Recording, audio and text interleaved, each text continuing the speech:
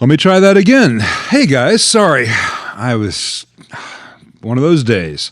I was saying that 64 AC30 is coming along really nicely. It's sounding really good. And people know that I love the AC30, but as I was saying, people really pigeonhole it and want it to have a very narrow box of this is what an AC30 does, when it really does all this other stuff. It is just a phenomenal sounding, punchy, vibrant amp. I hope it came through on here. So let's get to some of them there questions that you guys are here for, not for me doing rusty noodling. Let's see. We always have tornadoes this time of year. Sometimes we have, 2 years ago, I think we had a blizzard this time of year. Now it's just regular tornadoes. Local Christian rock guitarist looks like he's going to get a 90s twin non-reissue on long-term loan, planning on taking it to a tech, as it hasn't been used in well over a decade. Anything I should ask him to look at?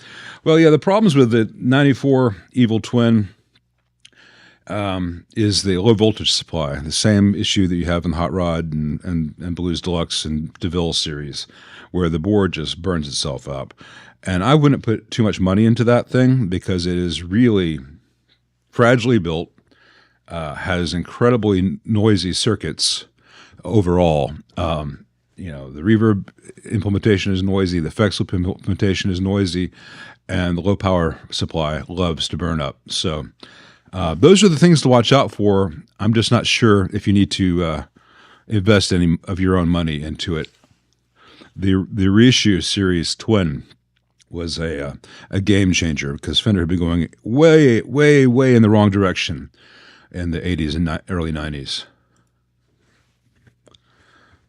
Marcus Neiman, hello. Trying to decide between a JMP 87 or a 2204. Would you say the 2204 will give you the tone of a cranked 1987? There's overlap. There's definite overlap. The issue is if you just going for the crunchy stuff, yes. The clean stuff, the 2204 in stock form, the clean channel, the low gain input, is really anemic in comparison to what a JMP 87 does as far as it's clean. Of course, a JMP 87 can be very, very bright because of that 5 nanofarad bright cap. There's some cathode tricks you can do if you change input jacks to some stereo switch jacks, which can give you a lot more of a plexi clean sound out of a 2204. But the 2204 in stock form, the clean channel is kind of anemic. Both are very good amps for very different applications. But yeah, there's a lot of overlap on the overdrive crunch stuff. Hey, I will look for your emails, Captain Fineweather. Sorry, I replied to your main one, and then I've been kind of swamped with a whole bunch of other stuff. I threw up my back this week, which is why there's not been a lot of videos up. It's been very slow going for a couple of days. Not only was my back out, but my right wrist was out, so I was doing all my work wearing one of these lovely things. So, slow. Are Sovtech military grade 12x7s really that special? No. If you get them from a good vendor, they can be a little more reliable than a regular 12x7, but I wouldn't pay too much extra for them. Yes, beware the Ides of March. What 12x7 tubes do I currently like from Tube Depot, and what make and model of a second camera are you going to get? Where do I tend to buy my cameras? Thanks, Cultjack. Right now, for regular use 12x7s, I'm really happy with the Electro-Harmonix 7025s.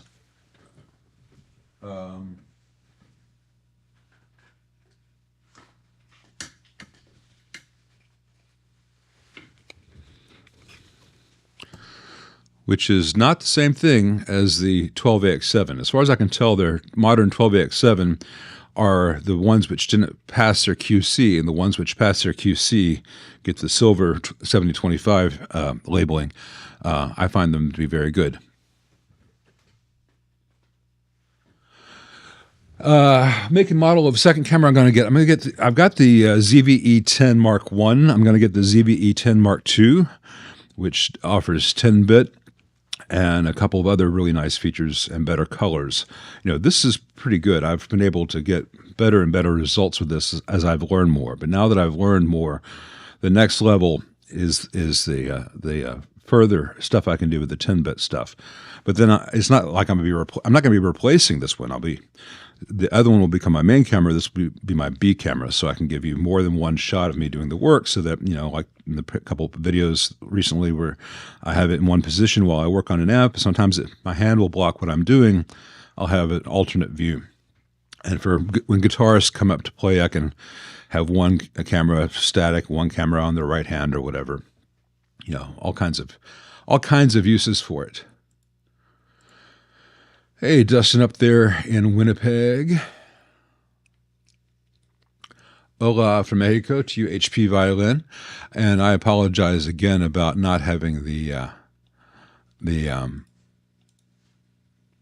vocal mic on. I was testing to get the guitar level up enough so that the guitar level was equivalent to the level of my voice, and to make sure that I was only looking at the levels of the guitar stuff. I had muted the vocal mic and forgot to turn it back on, because I don't hear any of that in the room. I don't hear my voice in the room. And like, I've got a plate reverb added in Logic to the mic, the Royer, that's, for the AC30. So I don't hear the reverb. You guys hear the reverb. I don't hear my voice except in the room. So one day I will either have an assistant producer, or I'll be much, much more competent. Hey, Dan of New Jersey. He sees Egnater amps for sale. Be interested in the Mark 30 Mark II, the 30 Mark II. I know that the transformer issues are on the current production and recent production stuff after Bruce sold the company, and so it's the Tweaker and the Rebel series. I don't know about the 30 Mark II.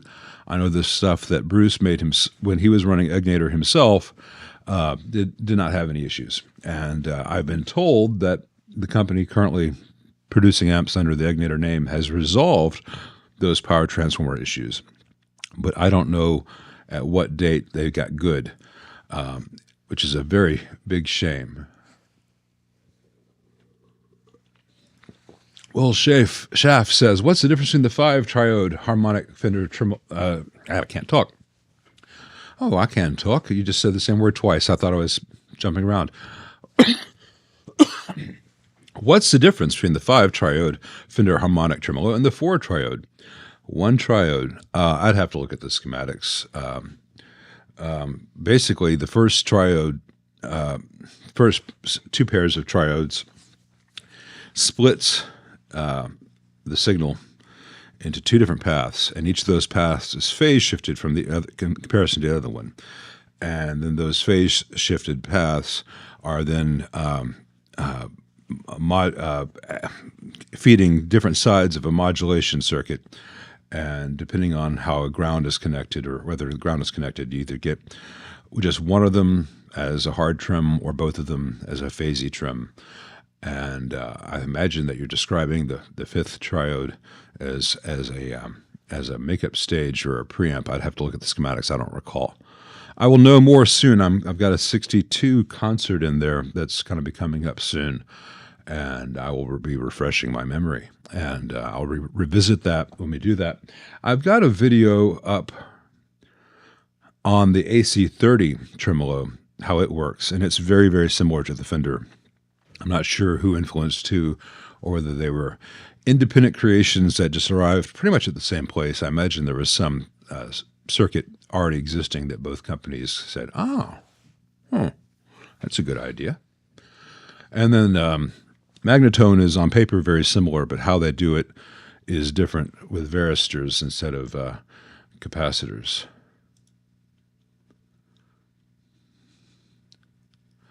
Hey, did Amnesia? He's got a Mesa Badlander. I don't know that model. That makes a repetitive popping sound while playing, akin to cell phone interference, possible preamp tube, or worse issue.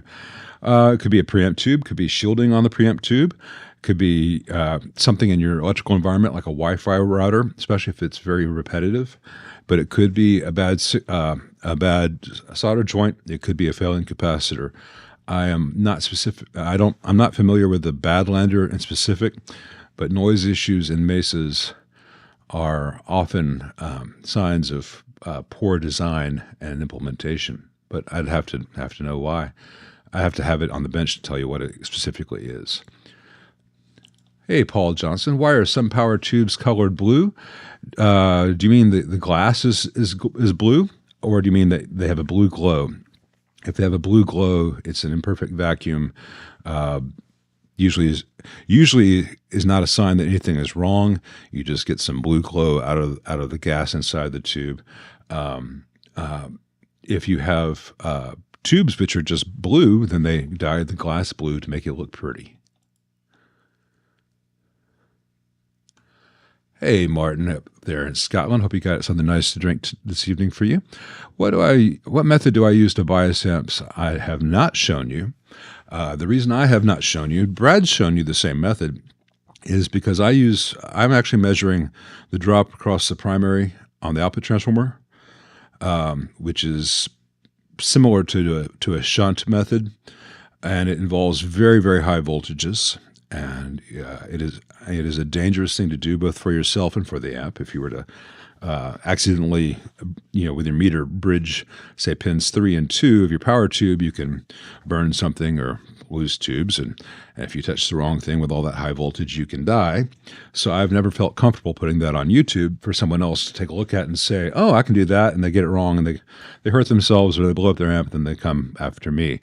I tell people, the great unwashed, go get some bias rights and do that and just play it safe and stay outside the chassis. I do it the dangerous way, and I get much more accurate results. I know exactly what the plate current is, and I can measure the screen current separately and all that fun stuff.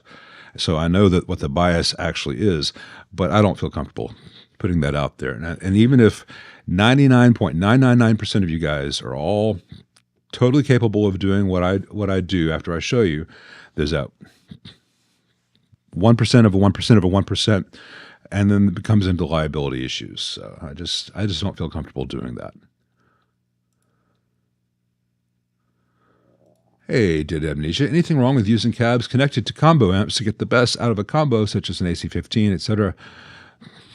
It's fine, absolutely fine. And in fact, I recommend it to people. I say, you want a bigger sound out of your Princeton, don't carve up the baffle and put in a bigger speaker, because you're going to be spending money not to get much result. You're going to be locked into a 12-inch. Not all 12-inch speakers will fit in a Princeton without hitting things, and you won't get much of a bigger sound because the cabinet dimensions don't change magically when you put a bigger speaker in there. For the same money or less, go buy a 1x12. And run the Princeton into that, or run it into that along with the internal, et cetera, et cetera. The same goes. It gives you more options.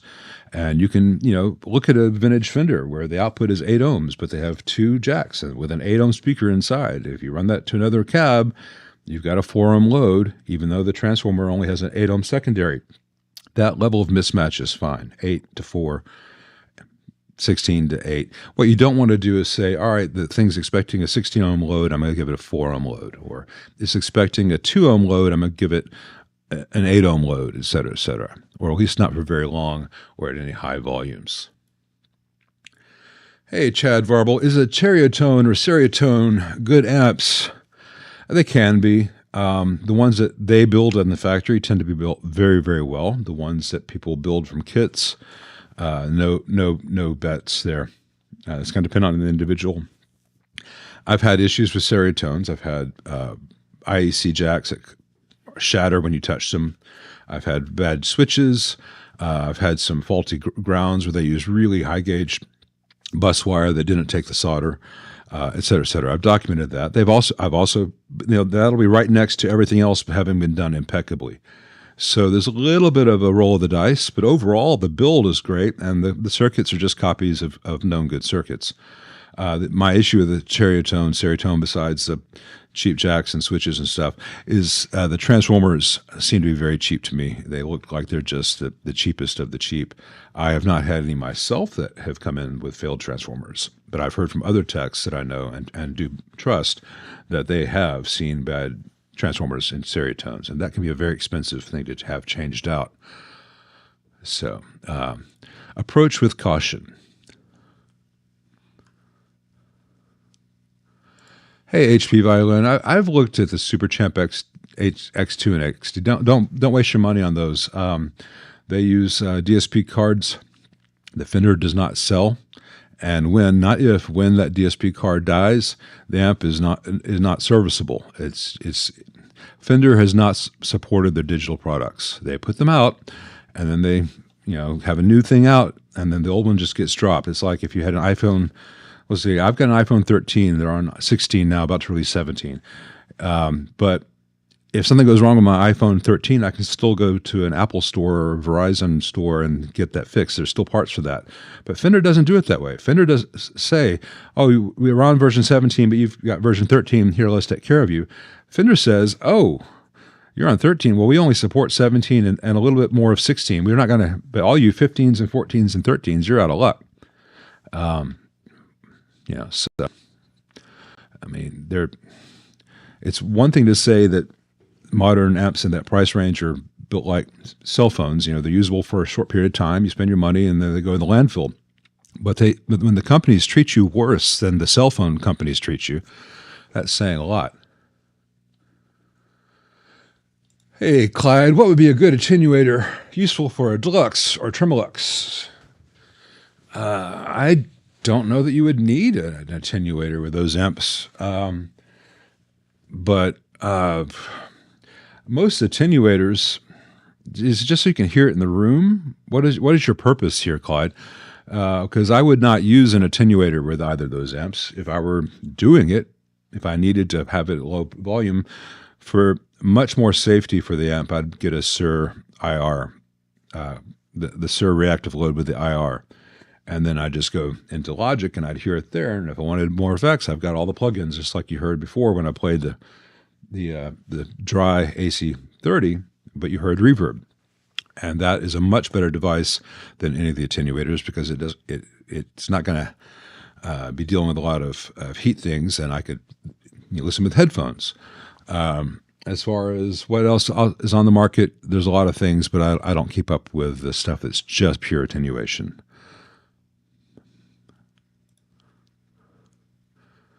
Is it even worth owning a tube amp if I have no access to a reputable amp tech? Gary Guitar asks.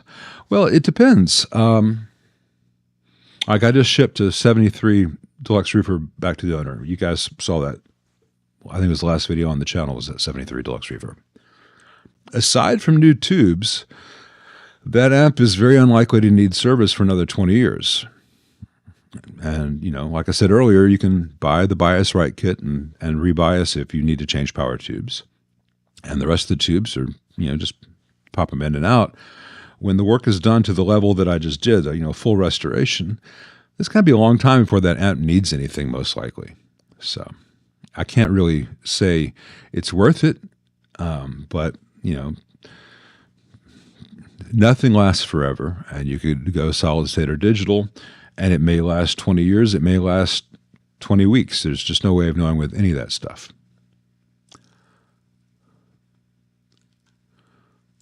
Hey, did amnesia again. What are the main differences between a Vibreverb, Deluxe Reverb, 64 hand-wired Deluxe Reverb, Vibrolux, etc.? Are the differences enough to justify owning the collection? Well, the main difference between the 64 hand-wired Deluxe Reverb and the others is the others are really good amps that are probably worth what you would be charged for them. Do not buy the 64 hand-wired Deluxe Reverb. It's a insulting piece of shit for $3,000 that Fender expects the suckers out there to buy. I've got a video up, a couple videos up on it currently. Vibreverb is essentially a super reverb with a 15-inch speaker. A Deluxe Reverb is got two 6V6s. A Vibrolux Reverb is a Deluxe Reverb circuit, basically with two 6L6s and a 2x10. So you got Deluxe Reverb 112, 22 watts. With two 6V6s. Same amp pretty much with a 2x10 with 6L6s, so a little bit louder, about 30 watts, 35 watts, Vibrolux. I guess 28 is the limit on the output transformer, so it's, 28, 30. And then the Vibreverb is like a super reverb with a great big transformers, a pair of 6L6s, but in the case of a Vibreverb, it's a 1x15. And a little more headroom, a lot more low end. So yeah, there are differences. I'd say the overlap there is between the Deluxe Reverb and the Vibrolux Reverb, both of which are great, and you should play and experience each to see what speaks to you. And just remember that a lot of the difference you're hearing are the cab and speaker differences, and so you could always run, if you ran a Vibrolux and a Deluxe Reverb both into the same, not the same time, but into the same 2x12, so that was the same. There's a lot more similarity between those amps than people think. The trick with the Vibrolux is that when it's pushed, because it creates a lot more wattage out of the tubes than can come out of the output transformer, that output transformer saturates, and it's a nice thing. It's not like an AC/DC thing, but listen to Roy Buchanan. That's that sound.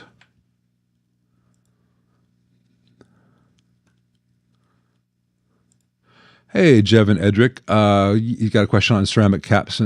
You can use MPOs. MPOs are fine in the 250 picofarad. I don't know what country you're in. I'm using the Vishay 562R series primarily, but I would be fine using an MPO. I like the 1,000-volt rated caps.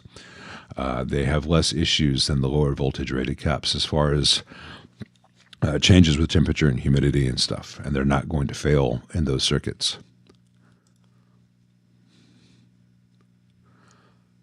Dusty Zero Man, I have no opinion on the Peavey 6505 MH tube status. Okay, that's a 5150 thing. Sorry, it's so hard to keep up with that. So Peavey made the 5150. Then Fender made the 5150 and switched to the Peavey became the 6505. The tube status indicator, I think it's just a LED in place of a diode on the cathode. So if the cathode draws too much current or something, I don't recall how they did it. It's fine. It's fine. That's not the fatal flaw of the 5150 or 6505. That would be the heater wires where they have all the current for 4 6L6s going through 26 gauge wire on the ribbon cables, and then the J174 muting circuit always dies because J174s die if you use them in the real world. What is my opinion on the parallel stages like on the Spitfire? Bambule asks. It's fine. It's if you have a spare triode, you can either give your amp more gain, or you can lower noise and get a more efficient transfer of power, which paralleling allows you. And paralleling also allows you to do like a split cathode if you want, or you can split the plates so you're blending different frequencies to different proportions. It's a lot of fun. I don't think it's a game changer in of itself. It's kind of like doing the trainer bias reference trick to the suppressor grid on a EL34. It's a nice thing to have, and it's an incremental improvement. All these little incremental improvements can add up to something, but by itself, it's not that big a deal. But if you have a circuit, and just because there are 2 triodes per tube, and you have, say, 4 preamp tubes, and you have an extra triode, paralleling certainly does no harm. It's a good use of that triode.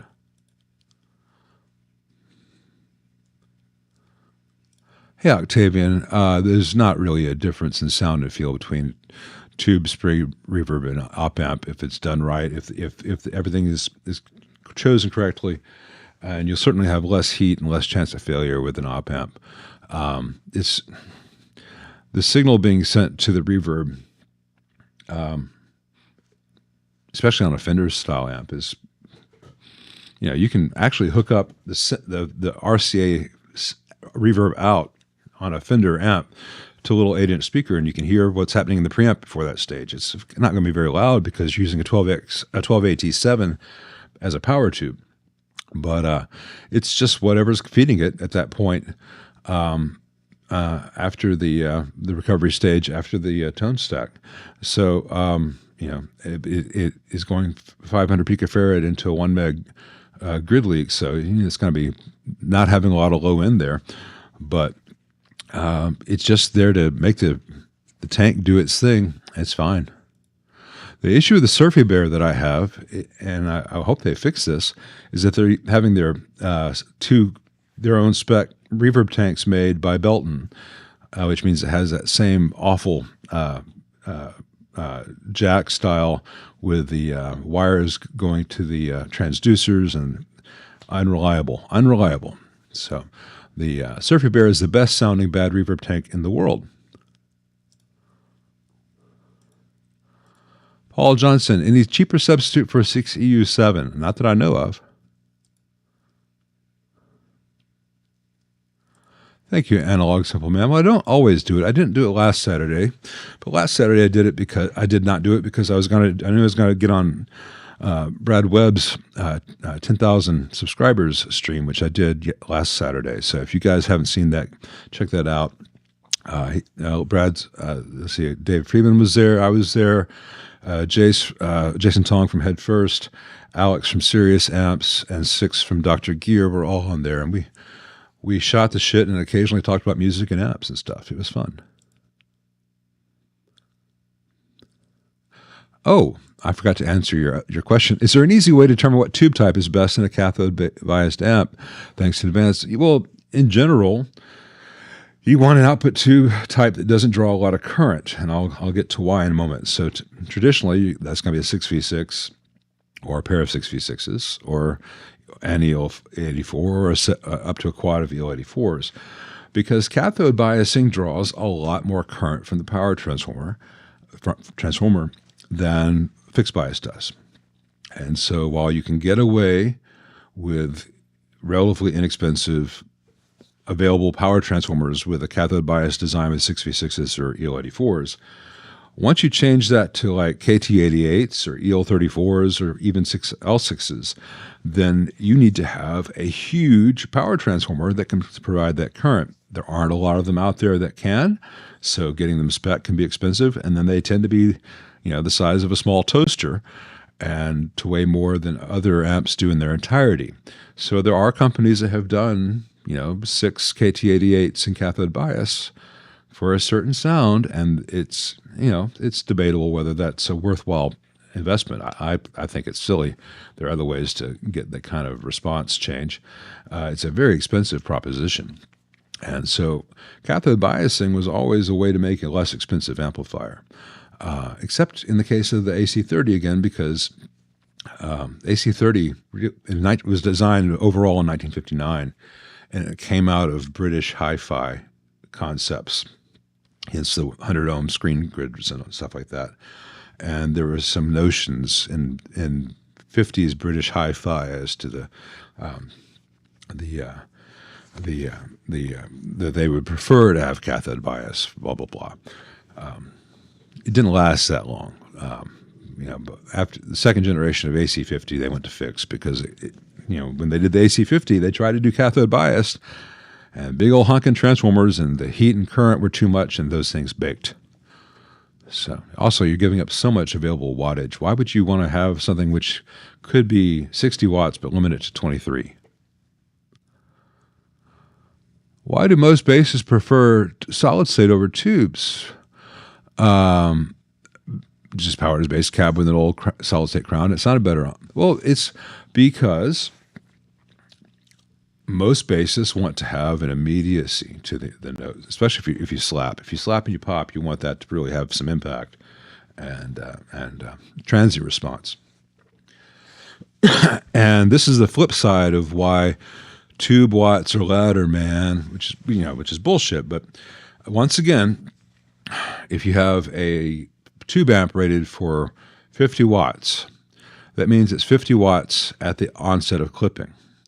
But you don't hear it as distorted until it gets well beyond the onset of clipping. So here's what it's marketed as 50 watts. Here's what you can actually use it as on stage, because you've got all that stuff that's going well past clipping but still sounds great to us. But you have a solid state amp. Once it clips, it sounds like ass. So if it's a 50 watt solid state amp, it is only 50 watts, because if it gets to that limit, it sounds terrible. So to get the equivalent dynamic range out of a 50 watt, but really here, tube amp, you need to have a 100 watt or 150 watt bass amp to get that same dynamic range available to you. Because once you hit the top limit of a solid state amp, it sounds awful. Now, this is a separate thing from digital modelers that might emulate the response of that tube amp once it gets above clipping. But in terms of the actual output waveform, what comes into the output versus what comes out of the output and how high that can be before it starts to clip, that's the same regardless of digital or pure solid state. And so if I have, say, a B15, which is about a 20 watt amp, it sounds great when I'm playing P bass. But if you get an active bass and you slap and pop, it can only do this much before it hits its headroom, and it gets mushy above that, because that circuit was not designed for clarity and immediacy. Now, you can design a tube amp which can do all that stuff, but they tend to cost an awful lot of money and be very, very heavy, and to go through a lot of tubes, and we call them SVTs. And unless you have the ability to tour with your own tech and 3 or 4 SVTs and crates full of tubes, you don't need to be in that game. You're not John Paul Jones. Don't even try it. And notice that even Getty, who could afford to do that, went to solid state stuff because of reliability. So there's a reason that you can get a 100 watt tube bass amp, which has a dynamic range here compared to the dynamic range of a tube guitar amp, which would be like this. Or you can get a 1,000 watt crown and go to town. I know it's a long answer, but, I don't know how to answer some things quickly, obviously. Have I ever built or heard a JTM45 with a 2204 preamp section? Probably heard it without knowing it. I wouldn't recommend it. I don't think that... actually, I have built probably what you're describing. It had one amp come in where the guy wanted some... choice of solid state and tube rectification. It was essentially a 2204. Hey, Joe. Hey, Frank. I see you and I appreciate you. I'll get to you. And NYC Geology too. I did not care for it as much in tube rectified mode. I like the immediacy with that circuit of the solid state, but it wasn't a JTM45 because. The JTM45 output section would be really thuddy and mushy with the 100 nanofarad output caps. I built it like the output section was basically a 1987, so not too dissimilar from 2204, but it did do the tube versus diode rectification.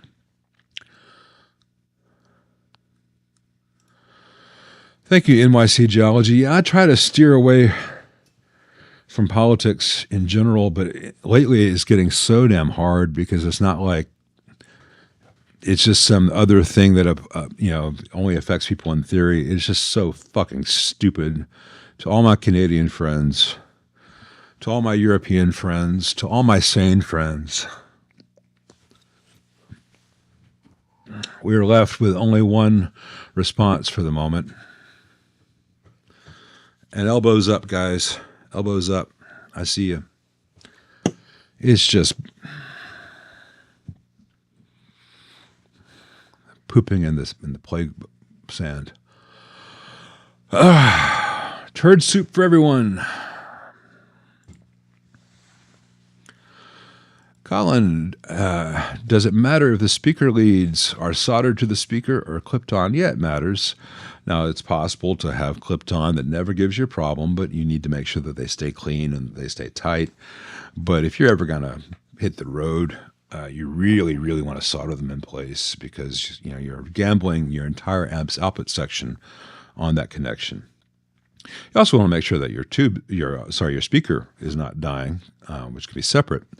But I get so many amps in here with the quick connects, and they're just barely hanging on, or they're all tarnished. And it doesn't take that much to solder them. It's a very inexpensive thing for a good tech to do, and it makes changing speakers more difficult. So maybe while you're auditioning speakers, use quick connects, and when you're like, "That's the one," solder them.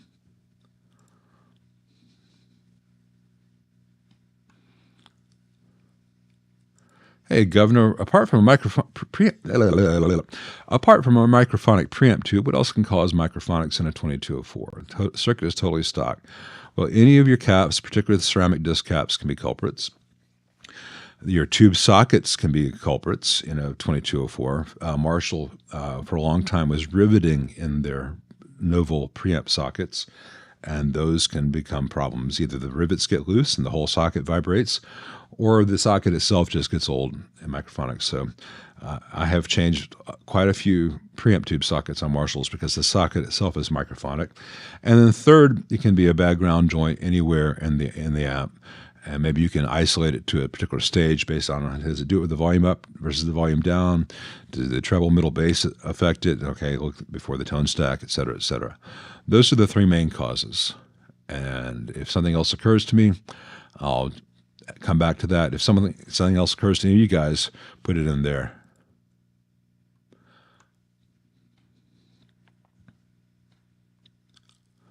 Let's see. Everyone's saying hi to each other. I'm glad. Yeah, it could be a plate resistor on that Mesa. You're right, Paul.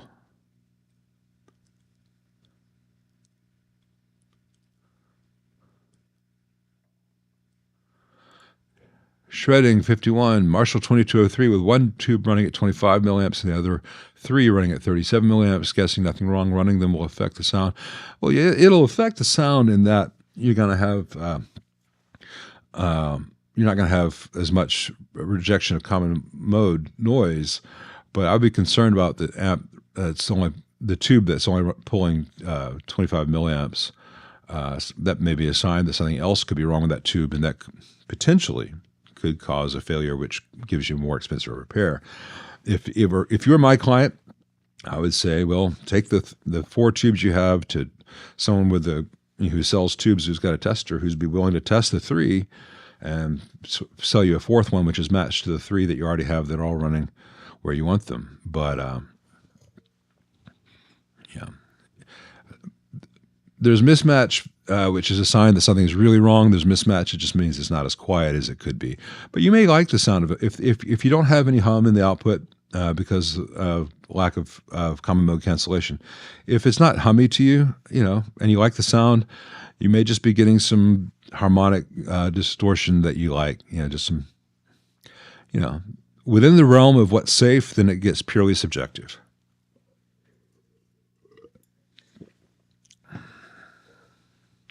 Hey, Mike Silver, I don't worry about the cap tolerance in either direction. If it sounds good, it is good. If it sounds bad, it's bad. If you there are variations on this. Let me tell you my exceptions, and it's not based on what it says on the cap band tolerance. If I get an old amp in, and I find things that really sound good, even if there are other problems in the amp, but it really has a nice feel, I'll measure everything, and I'll say, oh, well, that 50 microfarad cap is actually measuring 33 microfarad. And I know that that cap is failing, but what would it sound like if I put in a 30 microfarad instead of a new 50? Or, hey, that resistor, it measures 158K, it's supposed to be 100K. So it's obviously failing, but what would it sound like if I put in a 150K resistor? And so these are drifted things, but has a sound, and the owner likes that sound, but everything is noisy. Well, take that drifted 168K resistor, put in a new 150, 160K resistor, and lock in that drifted magic without all the noise on the failure. You can do things in both directions. You say, well, this thing needs a little more capacitance because this thing actually for whatever reason, this thing was actually 50% over spec. The owner likes that sound. It's not always going to be the case with going higher, except on filtering.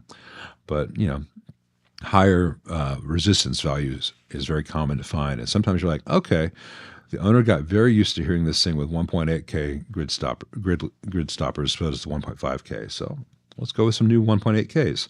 Has the sound he's used to, but they're not going to drift from this point. So you're just kind of taking a snapshot of the amp in time of all the things that were good changes.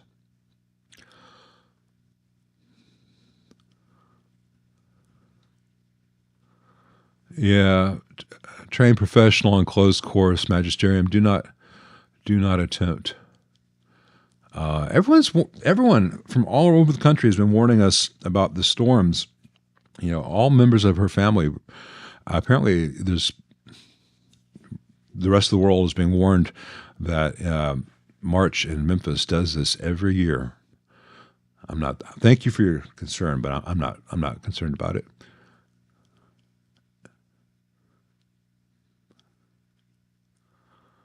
Max Faulkner, that's very kind of you to send your buddy your DC-30 clone.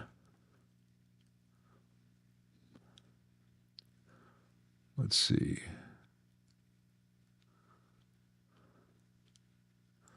Hey Sebastian, I'm chasing down some leads. I hope to get those things made again, but COVID really yanked the rug out because a lot of the people I've been working with had to get out of the business, and in terms of faceplates and such.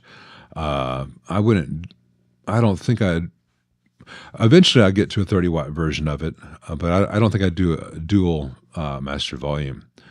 Maybe a boost kind of feature.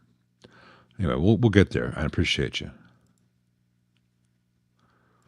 Hey, Omelet Socks, yeah, pick up a used 65 reissue and take it to a good tech, spend $200, have them make it, roadworthy with the changes I show with the screen grid resistors and the heaters and stuff.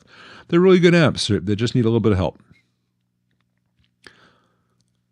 But in new form, they're gonna last fine for their warranty period. So just if you want to get a new one, I would recommend buying them used, both because you will save a lot of money, and you will need to put some money into them to keep them going. And that way, the Fender Corporation that keeps shitting on musicians doesn't get any of your money. Hey, Colin Damo, I don't have any opinion of the Rev amps. I've not had one on the bench yet. I hope that they're great. I've heard good things about them. Hey, Josh F., would I consider doing a master class so that normal folks could do like a Marshall Plexi build for ourselves? No. So us, I hear you, Josh. I don't think that I would make a good teacher. My wife, who is a teacher, tells me this all the time because she says that I could teach a graduate level independent study course, but I would not be useful in a classroom setting because I would not understand that people need various steps explained to them. I'm very impatient. I have a hard time approaching issues from a different perspective sometimes. And I know this about myself, and I'm open about my faults, and I try to watch out for that. And doing these videos has helped me a lot because I will say, well, this is obvious to me. I can just skip this, and then no, this is not obvious to everyone. I need to explain this. But I get so impatient. It's fine if I do this in a video, and if I make a mistake, I can go back and edit it, or I can say, oh, well, I thought the video was done, but I really need to show and talk about this thing. I'll add it back. If that were my daily grind, I would be fire. F, you're all failed. Everyone out. Every one of you sucks. Get out, and which is not useful for anyone. You have to know when you are not suitable to teach.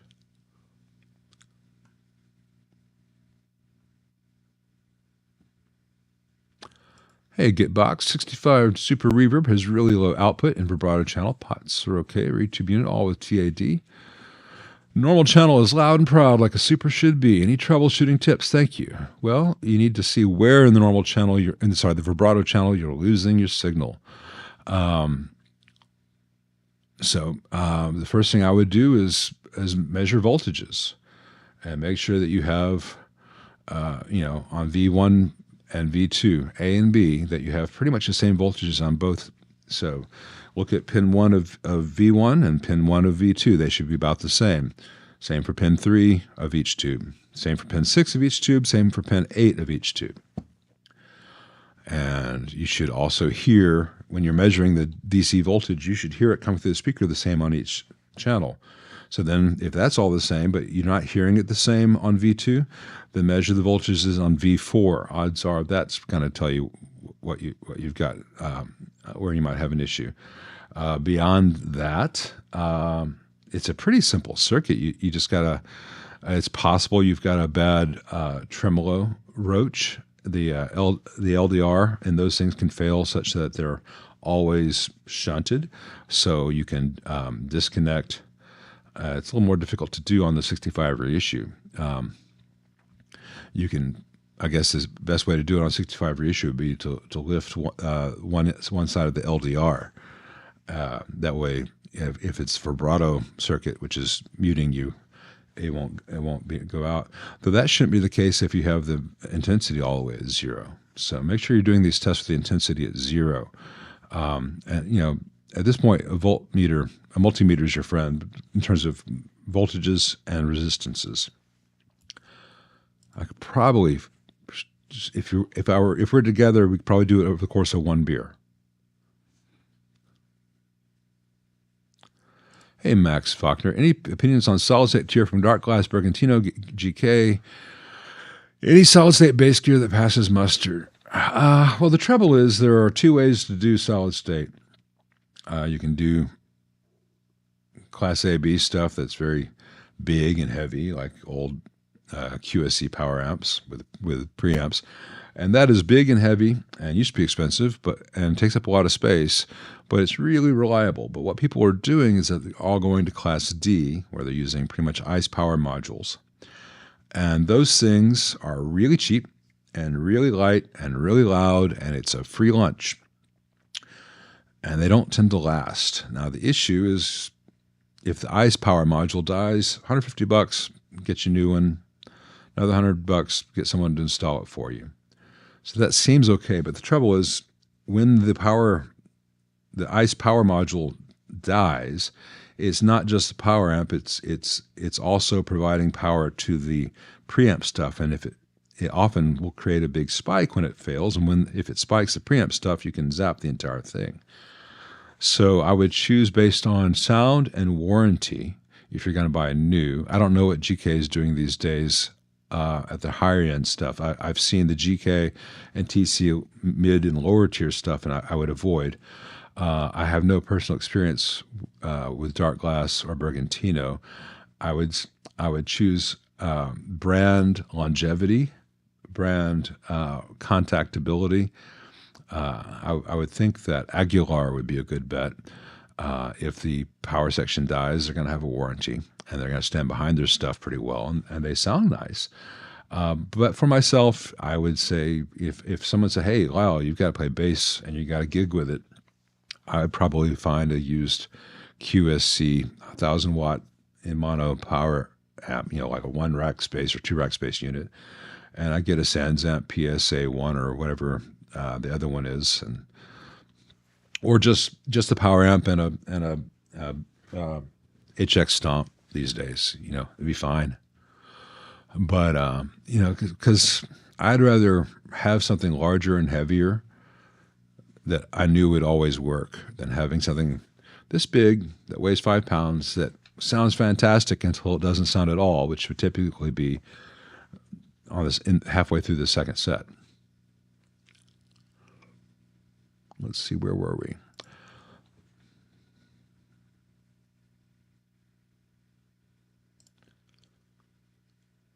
Hey, Stephen George, I'm glad that did the trick for you. He found that why we use different rectifier tubes, 5U4, 5AR4, not the same, both safe to use, but you're going to have a very different feel and sound from the amp and how the stock bias circuit will work. I'm glad to have been of help. 1217, best way to deal with heavy transformer rust. Yeah, if you want to get some of it off, you won't be able to get all of it off. B, you don't want to because you can cause damage. But just, WD-40, and you've seen me do it in videos. On that last video on this Vox, you see me, my basic approach, you spray a little WD-40 on it. Or if you don't have the thing I've got where it sprays very softly, spray it on a paper towel or into a bowl. And I just kind of paint it on with my finger. You can use a brush if you want. And just let it sit like 20 minutes. If it's really heavily rusted, let it sit an hour or two. Wipe up the excess, repeat the process, and you'll get it down to like a bare minimum. And then you just leave a light coating of WD-40 on it. And it'll kind of keep it from rusting further for a good long while. And, pretty easy and cheap. And it will smell good afterwards because I love the way WD-40 smells. Have I ever used a decade box, resistor cap substitution box? Yeah, they're very useful to have. If when I'm doing design stuff, like, I know on paper, kind of sort of where I want to be. I know what's safe. And then I'll make a little 3-position switch or 5-position switch, or I'll get out a full decade box. I don't have one right now, but I have had. I tend to lose things or break things like that. But yeah, it's great to say, all right, within the range of what's safe, what's the thing I actually like? Because sometimes there's what the math says, especially with like -3 dB points with the high-pass filters. It's really hard to know exactly what's going to feel the best in playing. Because, like a Marshall with a high-pass at 200 hertz, you think, well, that's going to be anemic. Well, no, it's still got quite a bit of low end. This thing's, let's see, probably got a high pass of about 100 hertz, maybe 200 hertz on this channel. And it has lots of low end this is on the top boost channel. I'll turn it back on for you. So this is the top boost channel, and it does not have a ton of lows compared to other amps.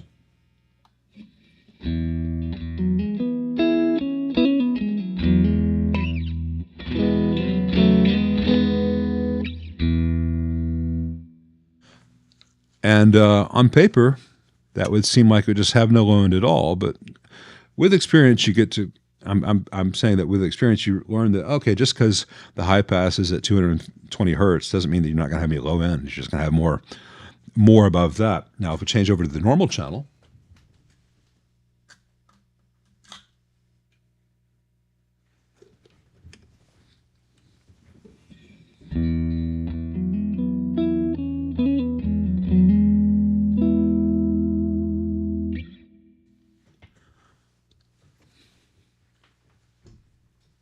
Then it's got quite a bit of low end there.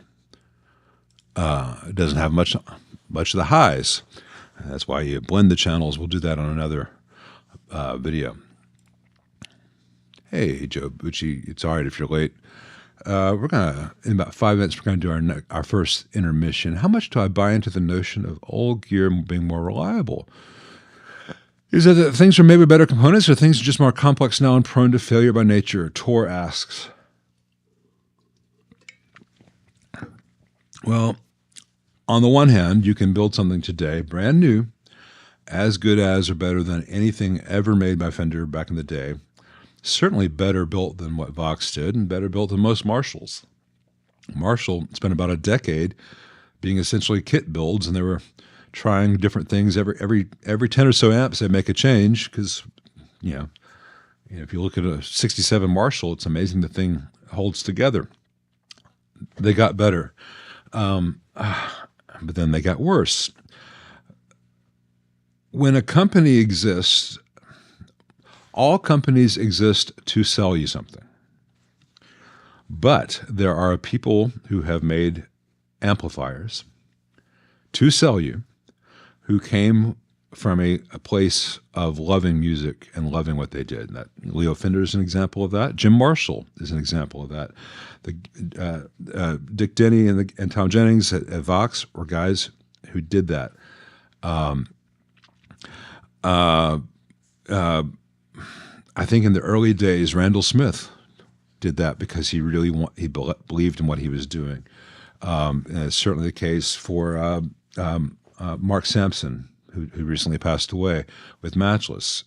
That was not primarily a money-making venture for them. That was, they believed in this product. They wanted to change the world. They wanted this musical thing to be great, and they found a way to make money by selling it. The other approach is to say, all right, well, we've purchased this company that makes X commodity, and if we make these changes, we can make more of X commodity for less money and make more money. And then if it sells, and we can write off, it will use as a write-off to balance out this other part of our division. And that's what you're getting today with a lot of companies. And so it's not that modern gear is less reliable than older gear because older gear was older, or that there was some magic formula back then that's lost today. The difference is the incentive behind the person designing it. Is the designer of an amp trying to say, what is the absolute best thing I can make that the market will bear? Or is the designer said, hey, we need something to come out in 6 weeks. It needs to cost us no more than $200 per unit to make, and it needs to have XYZ features, and we're only going to take the warranty period to 1 year, so just get something done. And that's what we're up against right now, because it's all going to end up in a landfill. I mean, they just want to make money. So while I have not had a Rev amp on my bench, I imagine that they are doing it because they want to make a good product. And I can say the same thing about Milkman, and I can say the same thing about Headstrong, and I can say this. I know the same is true about Head First, and it's the same about Sir, and it's the same about Friedman, it's the same about Metropolis and other companies, Top Hat. But say Friedman and Sir, they have amps which are handmade, and they have amps which are PCB. Well, very high quality PCB, but they have to compete with all the guys out there who are, all the companies out there that are just run by accountants, and so they're always being undercut, and they're still able to offer really high quality that competes very well against the undercutting, over-profiting companies. And that's why the fall of Marshall and the almost complete fall of Fender is so disheartening to me, because those used to be the guiding lights of the industry. If you go back to the 50s and 60s, Fender amplifiers were so much better built and better designed than anything else on the market.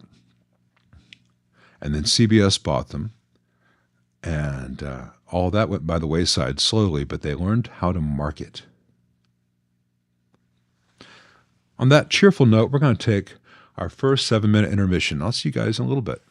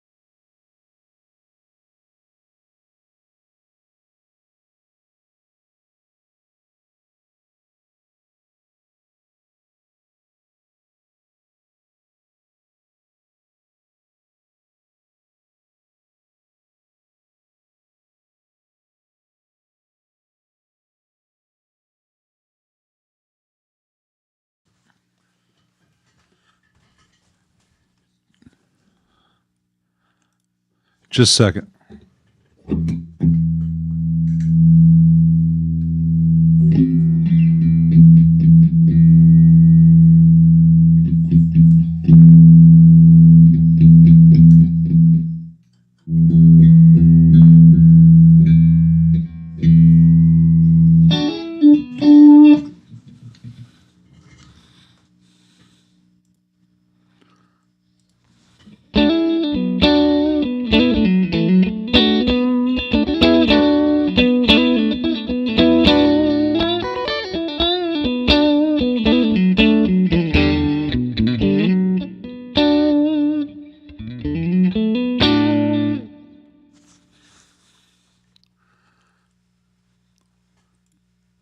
Where is Ides when I need him to play guitar for me?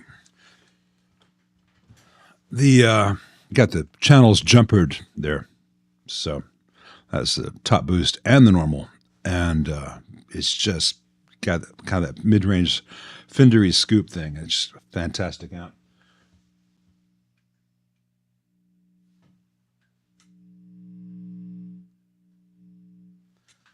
Oh, you're not hearing what I'm hearing when you turn on the...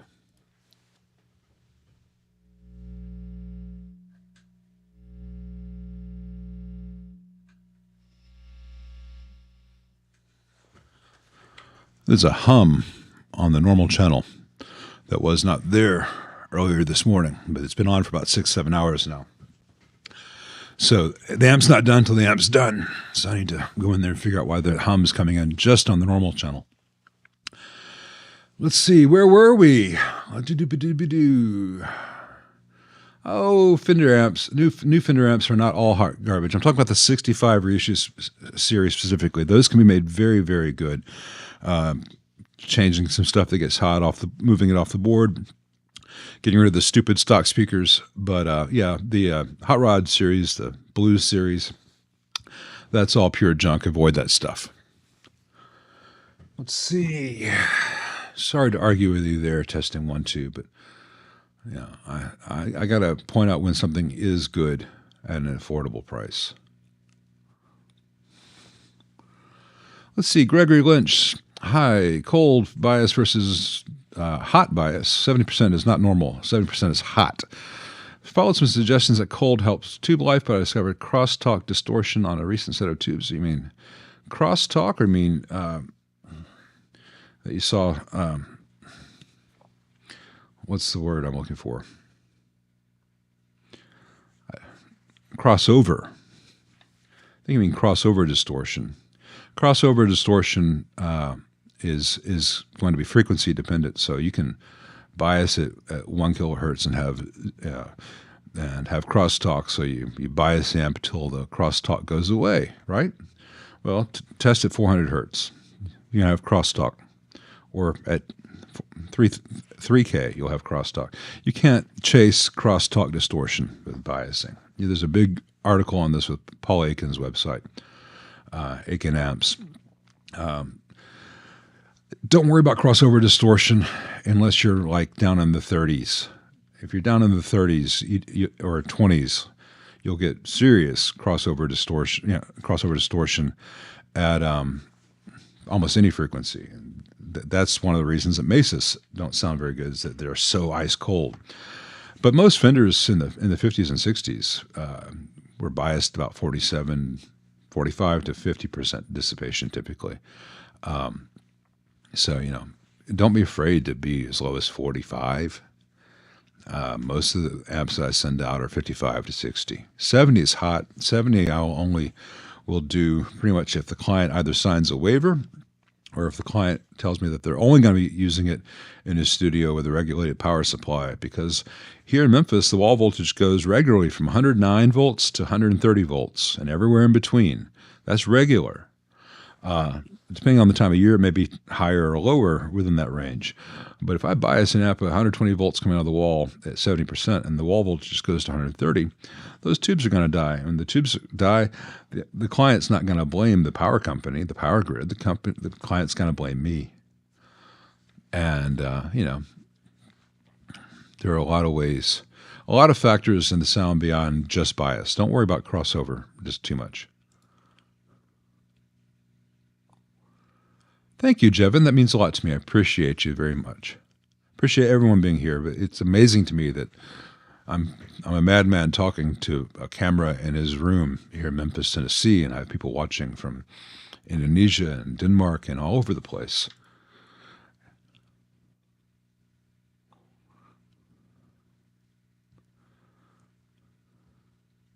So no, Greg, I'm not, or sorry, Gregory, I'm not seeing crossover distortion issues on cold bias. I wouldn't consider 50% cold. It's cool. Scott Brown is boring and watching from Memphis. Well, reach out to me, man. We'll get together, have a beer sometime.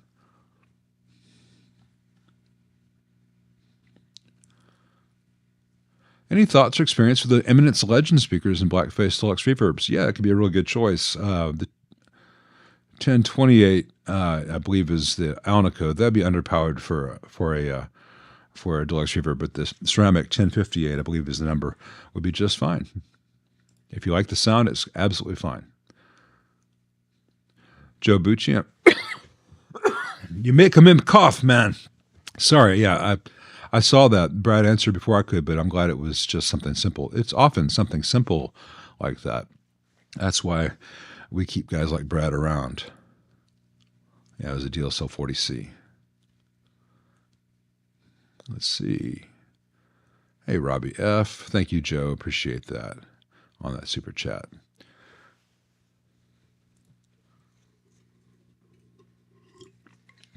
Hey, Bottom Kitchen. Are there any drawbacks to adjusting the tremolo speed to get it a little slower on Fender amps?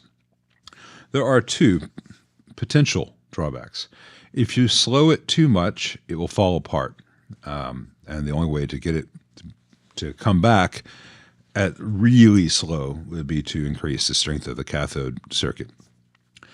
So, if you slow it down too much, it doesn't continue to oscillate. It doesn't self-continue.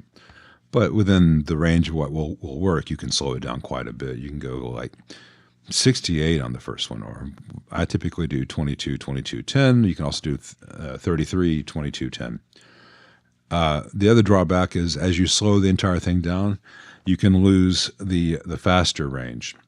So one of the options is you could decrease that 100K on the speed pot to down like 56K.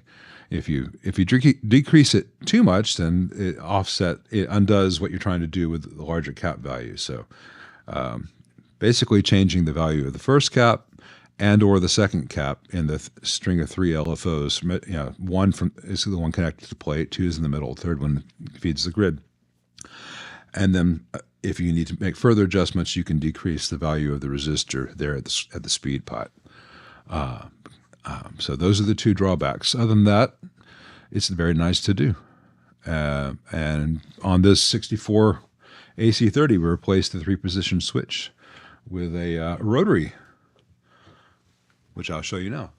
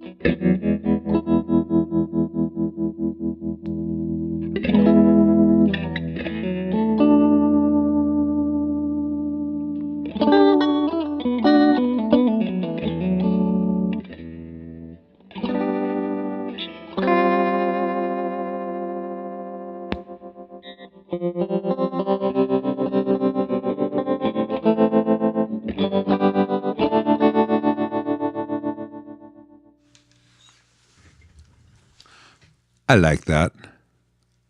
I like that a lot. Because in stock form, it's got a 3-position switch that goes 1 meg, 512K, 330K. And so it's like fast, a little bit faster, and a little bit faster than that. So now it goes from 3 meg 3 meg and 3.33 meg to 330K. So it's a much bigger range there. And so it actually goes slow, but the fastest speed is still the JMI fastest speed. That's a nice trick to do. So I'm a big fan of making things what they should have been from the factory as opposed to what they happen to be. What is the build quality of the Fender 57 Champ reissue? It's not nearly as good as Victoria or Swart. I wouldn't spend money on a 57 reissue, at least not a new one.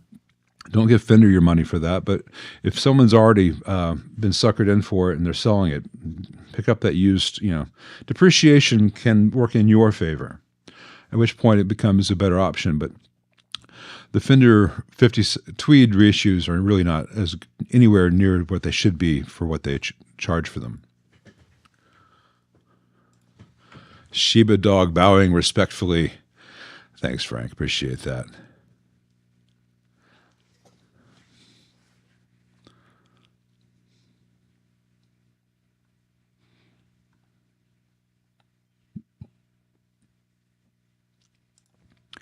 Bottom kitchen, yeah. The AC10 and the AC10 Twin are the same circuit, just different speakers and different taps on the output transformer being used. Hey, front of Root, I don't know whether there's anything wrong with your orange TH30. As far as big problems for the TH30 line as a whole, the only ones that come to mind immediately are the same problems all orange amps have, where be very, very careful not to break off the knobs, because those knobs are on very fragile, poor quality metal, long split shaft pots, and the shafts break off on them. They use really long shafts. There's split shaft with knurling, but they use set screw knobs, which damage the shafts too. And when, not if, but when one of those breaks off, you've got to pull the entire PCB out to change that pot. I don't understand why Orange uses really crappy quality pots, and then if the pots you have to use to make your design work are going to be split shaft, use press-on knobs, not set screws. But maybe it's just a cost of having press-on versions of their giant knobs made. I don't know. What caps do I buy if I can't get mod? In Dawson asks. I would use F&Ts and I would use TADs. And for some values and some lower voltages, there are still some really great Vishay axial electrolytics. But I think the highest rating they go is 400 volts. Or 450, not any 500s. So, what would I recommend on a 4x12 series parallel or parallel series? It really doesn't matter which way you do it. Some people say that they hear a difference, but to me, they'd have to have two exactly identical setups set up to blind AB with a if it's not like you wire it one way and then try it again and wire it the other way, because 20 minutes passes while I do that work and no one has aural memory that fast. It's fine to do either one. Quick connect pickups, another point of failure. Absolutely. So many guitars come in with quick connects, and I solder them.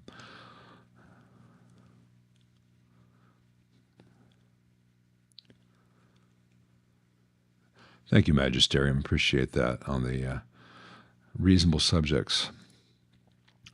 Michael Fielka, the AB763 twin reverb schematics. Twin schematics shows 20 microfarad, 520 volt filter caps. TAD only stocks 22 microfarad, 500 volts. Is the 25 volt discrepancy safe to use? It's totally fine. The first node on an AB763 uses two 70 microfarad, 350 volt caps in series, which gives the first node, the reservoir node, 700 volts capacity. You can do that with the modern caps. After that, on this AB763, the 500 volt should be fine for every subsequent stage, so long as there are power tubes present in the amp, drawing the current down, which draws the voltage down. Even if you power it on without tubes, and technically the voltage would exceed 500 volts very slightly, there is no current present at that time, really. So those caps are rated to last X number of hours at that, which means that they can actually handle a little bit over that, which means that if you have a little bit over that voltage but almost no current, they're going to be okay. The issue is on later 70s amps with the ultralinear taps. Some of those really have very high B pluses. And so on some of those, I've converted the screen node to also be series nodes. So 700 volts for the reservoir, then 700 volts for the series, then only 500 for the rest. But on an AB763 twin, you can just do 350, 350 on the 2 series caps, and then 500 for the rest. And the 20 microfarad, 22 microfarad, 500 volt TADs are absolutely fine.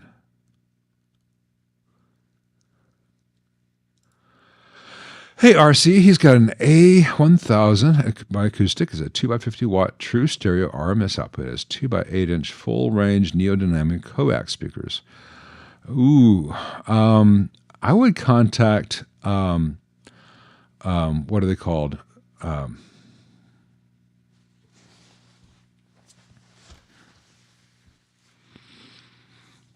Was it musicexpress.com? Let me check a link. I'm trying to remember the name of a company that sells a lot of loudspeakers, because that's probably a car design or hi-fi design. Let's see here. And there's a company that I've used. Is it partsexpress.com?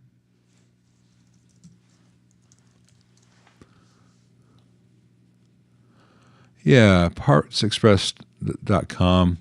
Let's see, speakers,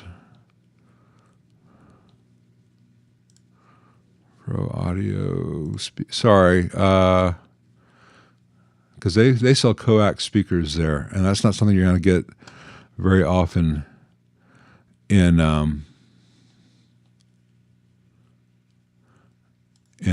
guitar all right, here we go. Pro Coaxial. I'm not going to go any farther than this in the middle of this chat, but I'm going to paste this link for you guys. And I would contact them because it's a good company, and say, all right, this is the impedance I need. This is the wattage I need for the tweeter and the rest of it. And see what they sell that would match.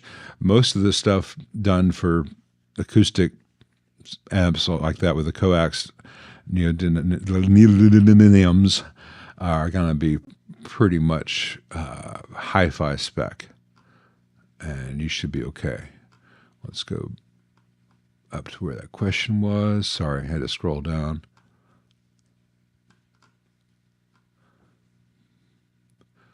I had to scroll down to paste that. All right, back to where we were. Taylor Nut. The R and the N looked like an M to me.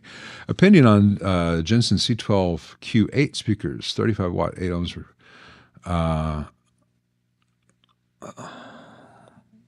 I think the Qs are pretty good. I like the N an awful lot. It's the K that is awful. If you get a good price on the Jensen, that ought to do a good job. Might be a little bright for a while, but that does chill out after a time. Of the new production amps, what would I buy for small gigs, rock and blues? I buy an AC15 custom, AC15 C1 or C1X. The X has the Celestian blue. The regular one has the greenback. Either one would be great, depending on your budget. People are like, you've got to play the Vox through the blue. Well, everything you've been hearing the 64 Vox through has been a ceramic speaker. I've got my cab with the Veteran 30 and the ET65 with the mic on the ET65, and it sounds just fine even without the blue. The blue does have a certain thing. But if I were just needing to gig and I need something that would work, and fortunately I'm a big guy, I can pick it up because it is on the heavy side. But the AC15 C1 can be bought used for like $450, and it's really well built and sounds great. For a higher price range, I would buy a used Deluxe Reverb reissue, 65 reissue, and change the speaker, and eventually have a guy like me do a few other upgrades.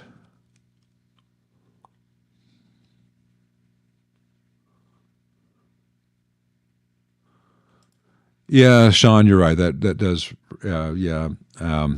Series parallel series kind of hurts my head to think about. I think it's parallel series is the one that you want, but I don't recall. I have to draw it out. Each time I wire one of those damn things, I draw it out. Hey, Emmett Otter, I did have a good birthday. Happy birthday to you. Mine was back at the beginning of February, and a very nice client had gifted me a gift certificate to Ruth's Chris Steakhouse a couple months back, and we saved that up, and we went for my birthday, and I had never been before, and I was very glad that I was spending someone else's money there because I was shocked by how substandard everything was. You know, the mashed potatoes were great. That's easy. The wine was great. They didn't make that. The steak was okay. It was extraordinarily expensive to be mildly okay.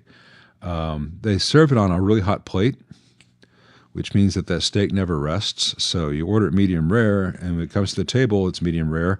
By the time you're halfway through, because the plate's still cooking the damn thing, it was well done. Didn't have a lot of great flavor as far as a steak does. I can do a better steak in my backyard, and we had no idea what we were getting in for when we ordered dessert, and they bring you like 30 pounds of garbage with sugar on it, and it was the worst tasting bread pudding I'd ever had in my life. It was just vile. It tasted like someone had made it out of stale cinnamon rolls, and they'd used the cinnamon roll icing from a can. It was. I had one bite and pushed it to the side. Like I said, it wasn't my money I was wasting because someone had given me that gift certificate. But I don't see how they stay in business. It's like going to fucking what's that place called? Cheesecake Factory. I've been there once, and they managed to put 8,000 calories in a salad. And I'm not like Mr. Thin, Mr. Svelte, but goddamn, you know. In general, I avoid steakhouses because I'm a snob about such things. I can do it myself. But if you get to New York or New York or New Orleans, Delmonico's, Doe's down in Greenville, Mississippi. There's also one in Oxford. You know, Doe's Eat Place and Delmonico's are still doing it. And I'm sure there are a handful of other real steak places left in the world, but my God, Ruth's Chris must just exist because of expense accounts for businessmen to get drunk and expense things away. Where were we? Sorry. I did have a good birthday despite that. I would have sent that steak back, except it mortifies Nikki when I do that. What do I think of the Standell 25L15 with the JBL D130 15-inch speaker? Reggie asks. I don't know. I've not tried that model. The Standells that I have tried are really, really good, and I've certainly spent some time with the D130 15-inch speaker. That should be a good sounding thing. And seriously, Emmett, happy birthday. I hope that yours was great and that you did not spend any of your own money at a Ruth's Chris. And there goes my Ruth's Chris endorsement. Older Vox AD Valtronics worth trying to work on. They can be. I had one for a long time. I liked that amp. Of the 12 amps it modeled, 3 of them were really good. It uses 12AX7s right before the solid-state power tube. So it's got a solid-state preamp, a 12AX7 for coloration, and the gain changes on that 12AX7, though it can be very noisy if you have the wrong one. And then it has a pretty bog standard transistor-based output section. The issue I had on one was a pot. I sold the amp finally. I'd had it for like 10 plus years. Bought it when it was brand new. Sold it to a guy, and a week later he called and said, "Hey, this pot started. That didn't work. Can I have my money back?" And I was like, "I already spent his money." I said, "Well, I'll tell you what. You're in luck. I fix amps. Bring it back, or I'll come pick it up." And it was about an hour and a half to change out a pot. And it was it's 10K alpha, linear taper, no big deal. Just split shaft versus knurled was the only consideration. So yeah, I think if you have the skills. There's nothing in there aside from the DSP stuff that they program that you can't replace. So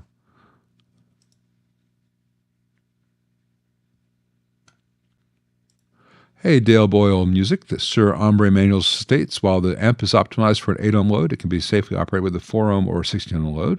Going from 8 to 4 or 16, what's the impact on tone volume? You lose about 3 dB of level, and the tonal response and the feel will be different. And that could be something that you find better. Different is not a bad thing. Different is just different. It's not going to have the correct load on the pair of 6v6s. And so the tubes will behave differently and the sound will be different, but it's safe. And you may like the sound. You may find your signature sound in a mismatched setup. But the important thing is that it's safe, because John built that just like Fender did with the Deluxe, where you can also have a mismatch. But notice it's tricky for people to understand that 8, 16, that's a mismatch of 1. 8, 4, that's a mismatch of 1. 4, 16, that's a mismatch of 2, because those are notches. 2, 4, 8, 16, and 32 technically, but you don't see that in a lot of guitar amps. So you have a 4 ohm load, it can be 4 ohms, 2 ohms, or 8 ohms. Cannot be 16.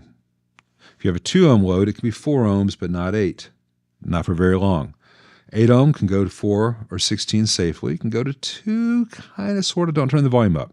But each time you have a mismatch, you're going to lose dB on the output.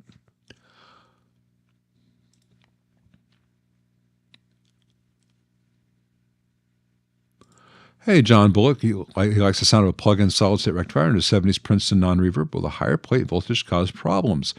The only time it would cause problems would be if the B+, unloaded B+, exceeds the rating of your capacitors, of your filter caps, and most Princetons have 475 volt rated capacitors, so check that and see what you're actually at. Second of all, a Princeton or other 6v6 amp, you really don't want to have more than 440 volts on the screen, tops, and that's already about 90 volts higher than the datasheet max. So if you're at 420 on the plate and screen, you're already pushing it. But if you're at 450 on the plate and screen, you're probably going to have shortened 6v6 life. It won't hurt the amp, but tubes are expensive. So if you like the sound of the solid-state rectifier, and you are not killing your filter caps, and you're not killing your tubes, that's great. If you like the sound of the solid-state rectifier, but you're concerned about those things, you can also use it with a Variac and bring it down to like 114. You're still going to have the more immediate feel of the solid-state rectification, but you're going to offset that higher B+ that way.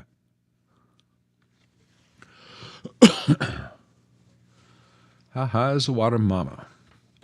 One more, then I'm going to run to the kitchen because I'm out of drink and I'm getting thirsty. The cleans on the Sir Ombre, interested in trying one, but won't be playing anywhere near ZZ Top volume. They're very good. They don't have a ton of clean headroom, but the cleans sound great, nice and chewy. I've got a video where I checked one out, and I sure played it clean as well. It's the Fender Brownface Deluxe is a great amp. It's kind of a 1.5 trick pony, but it does that trick really well, but it certainly has a great clean sound. And it's very dynamic, which means you can have it set pretty much to break up, then you play softly or use your fingers, and it's clean, but it's a very different clean than what we think of from a Fender. So I'm going to put on the short break stuff, run to the kitchen, get some more drink. I'll be right back.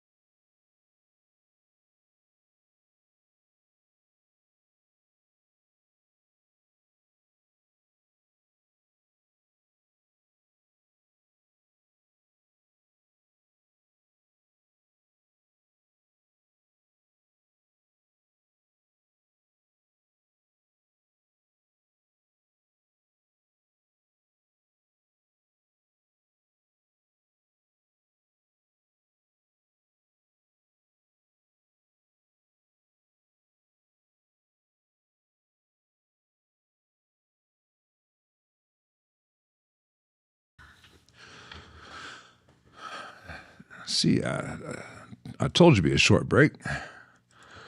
After 15 years of being frustrated, I finally managed to get the arms off this Aeron chair, which is so much nicer for its guitar holders.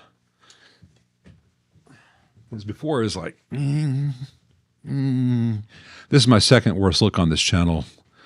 But since last week's worst look, I've remembered to put on a belt.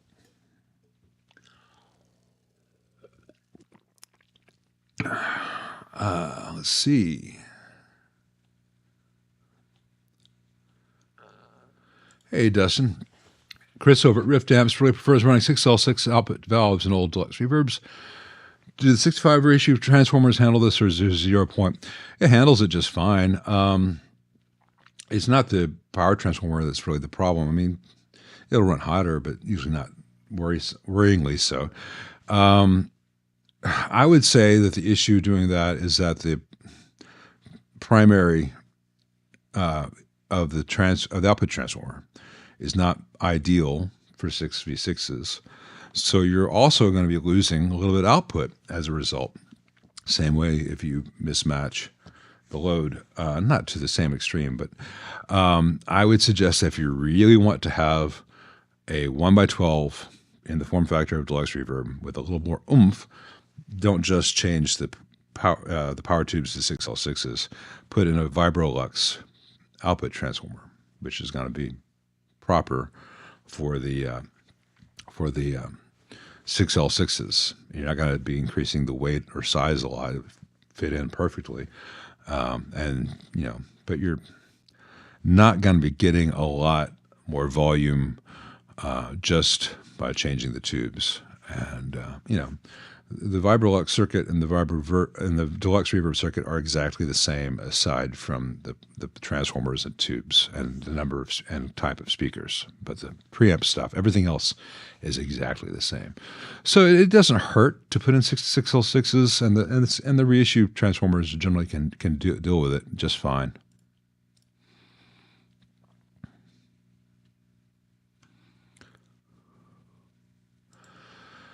Our Fender combos built upside down. Yeah, absolutely they are. Proudly upside down since 1961. And they have been working just fine for all that time. Funny. But yeah, I mean, it'd be better if it was reversed, like in a Marshall head. But, it isn't, and they hold up. And yeah, Ruth's Chris is a bizarre restaurant name, Brad. I've never understood it. Whose Chris is it? Ruth's Chris. It's also really hard to say. But just remember the simple mnemonic. Ruth's Chris sucks.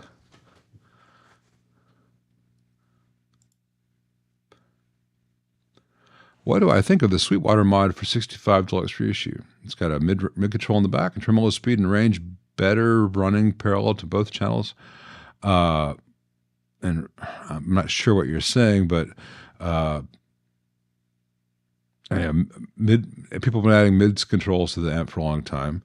So tremolo on both channels, that's easily done. I don't know whether they've done it the right way. Fender never did it the right way.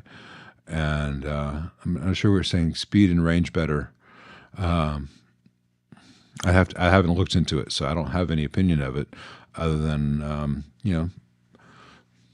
marketing is a thing.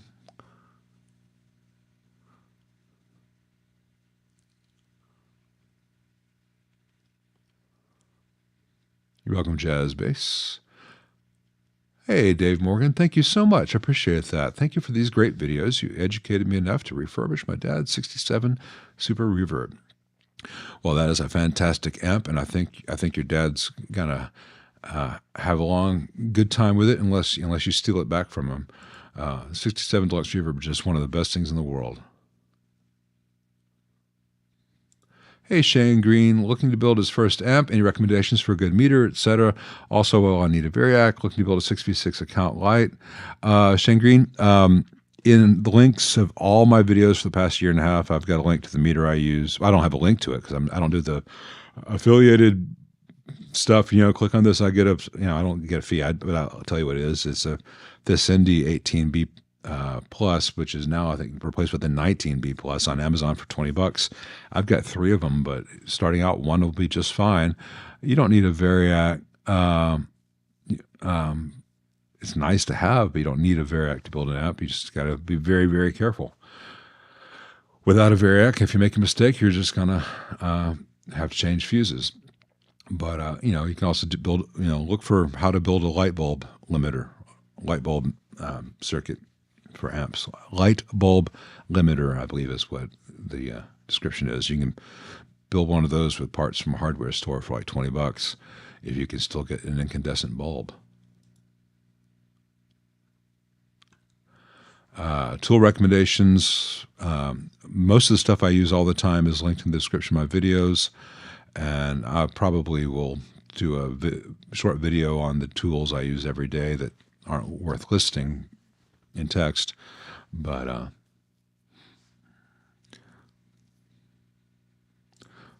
most important advice I can give you is don't build an amp until you've built a few hundred pedals and really make all your mistakes at low voltage with low stakes and low cost. In the past, I've referred to some amp companies' builds as kit amps. Could I explain what I generally mean by that exactly? Thank you. Well, yeah. Say Shane builds his first amp from a kit. Just because it works for Shane, and I'm not saying it could be anyone. I'm not singling you out, Shane, but say someone builds a kit, and they're not designing an amp. They're just looking at pictures and diagrams and connecting the dots, and it works. That doesn't mean that it's a viable commercial product or should be treated as such. Someone who really builds amps is going to say, well, the kit made a mistake here, or the kit wasn't good enough. Here's what it really takes to make this an amp that could actually go on a world tour. And okay, well, that's where we started, but we also want to add this feature. You can't make changes if you don't know what the circuit is. If you're a kit, if you're just copying, if you're just connecting the dots, all you can do is either copy or fail to copy. You cannot do any design. So when I see an amp that's just a one-to-one copy of something that Fender did, then the only question there is whether it was done well or not. So Victoria is like the pinnacle of a kit build. Most people doing such things are kit builds. And when it's done really, really, really well, you get to Victoria. The other end of the spectrum would be like a Swart, which is inspired. Let me move the microphone so you can see my hand. Like the Swart stuff is inspired by stuff you'd see in old amps from the 40s and 50s, but it's not one of those. So they could have made a kit build, but instead they have their own design in there. Dr. Z has his own design in there. I don't think it's quite as well done as Swart, but it's done really, really well.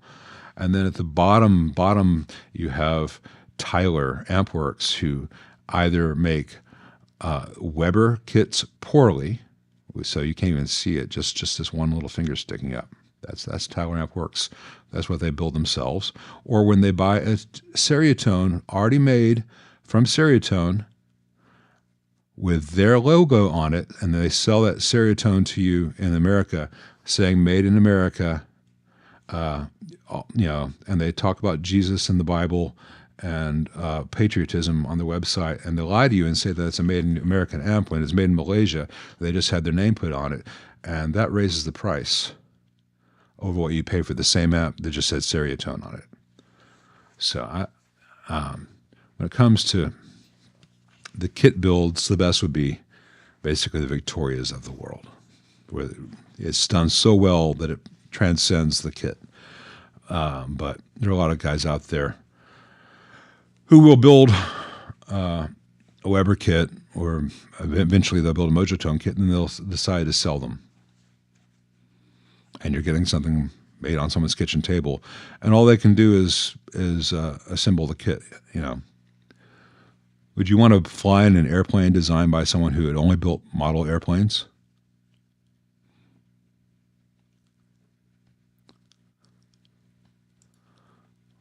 not sure what you meant by this. I saw it when it happened, Sean. Do a fashion haul.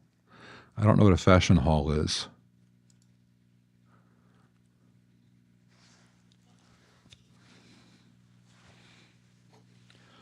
Hey, Josh F., I have no opinion on the Victory Super Sheriff. I've never heard of that model.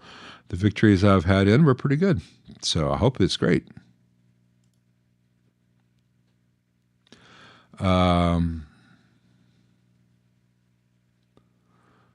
Okay, so you had a Kraken that was noisy. I don't know what the Kraken is.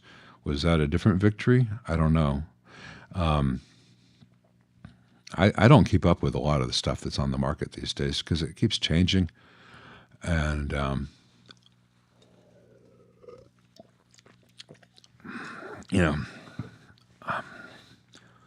that's one of the reasons it's hard for me to do the Amp Sender blah, blah, blah video, the next one, because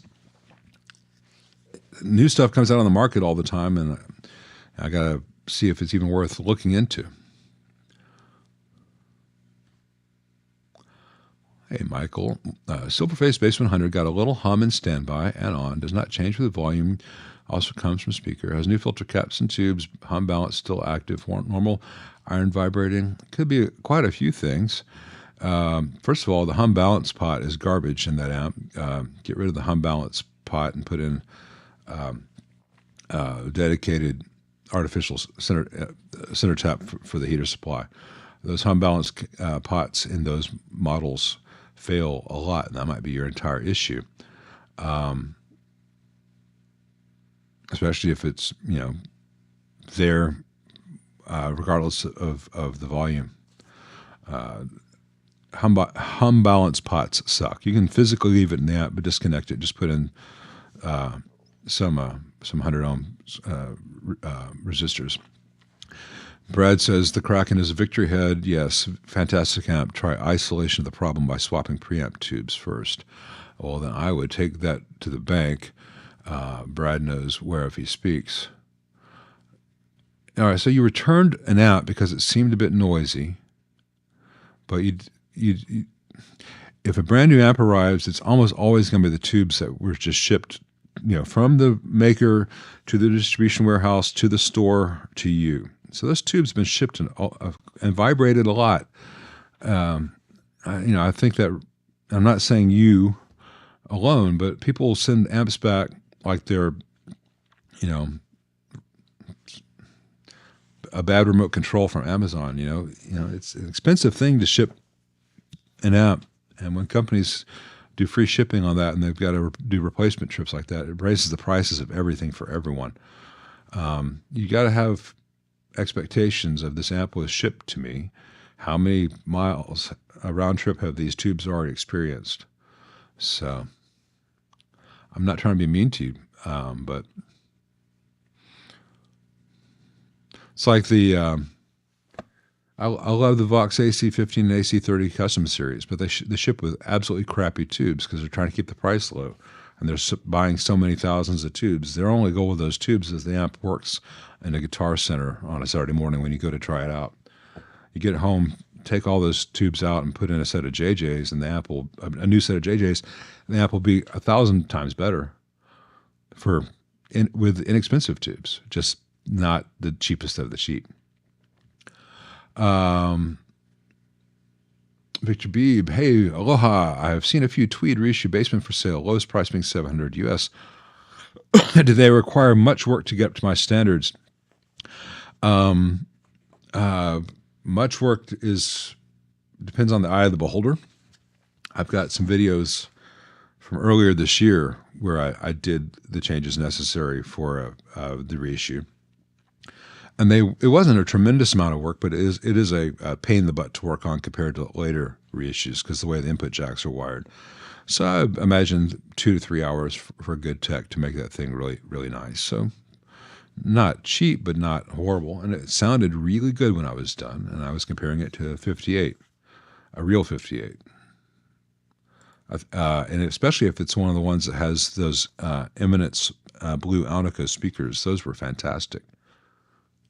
I think those might have been the last really good Alnico 10 inches made for Bassman / Super Reverb. I'm not saying there's anything wrong with the Celestion Gold 10, but it's a different vibe. Hello, with attenuation, what's the difference in tone quality between using the effects loop versus attenuator box? Lucas Belinsky asks. Well, one is you're turning down the level in the effects loop, so you're basically working like a master volume before the phase inverter. So if you turn it down a lot, your phase inverter will not add to the overdrive or compression, and neither will your output tubes. So the amp will clean up as you turn that down. Whereas if you're using an attenuator box on the output of the speakers, or the speaker output between the output of the amp and the speaker, then the signal inside the amp is never turned down, so you're going to get the coloration and overdrive and compression from the phase inverter and output tube section. And then you're just going to turn the result down. So the attenuator, in theory, can sound more accurate to what the amp actually sounds like. But the trade-off is attenuators transfer the current that would be going to the speakers into heat.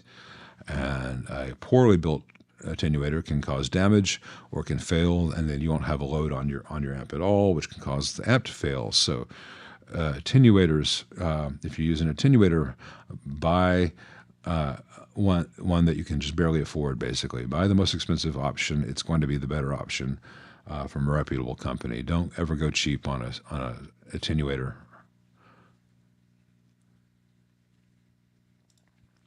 And I know that's not,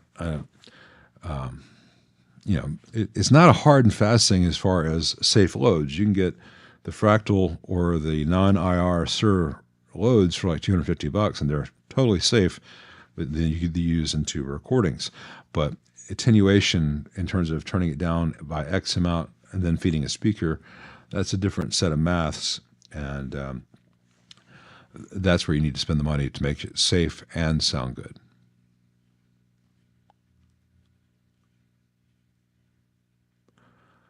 Yeah, Willie, the bias tools always compare them. I mean, combine plate and screen, which is good from my perspective. It means that people think that they're biasing their amp at 75%, and they're really like 68% or something, which is good for the amp. Means that people are less likely to punish their amps with overzealous biasing than they think, which also means a lot of guys out there think that they've got a medium bias, have a cool bias, because it works in everyone's favor for them to think that they're doing it just fine.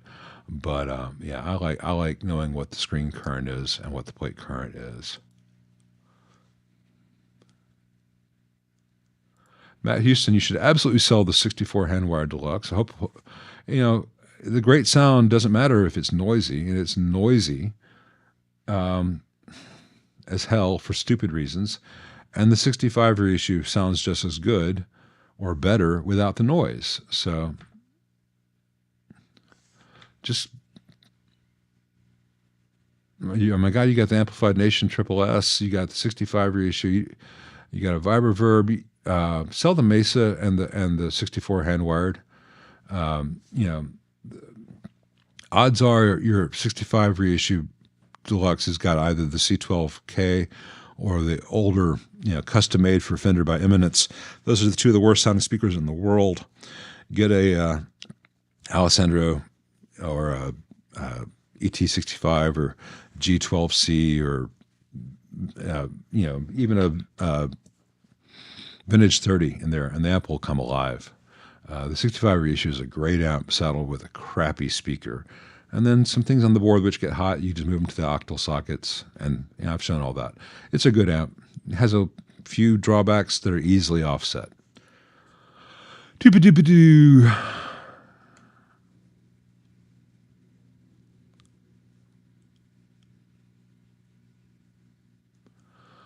Well, Todd Sling, you don't ask any hard questions. Are there any tricks in building rack preamp power rigs that are able to behave as if they shared the same power supply? A way to replicate or mimic that sag field? Thank you. I imagine that it is doable, but it is very, very expensive and I think unnecessary these days. I think for the cost that would cost you, just get a Fractal if you want to have the rack set up, the fractal already takes all that in consideration.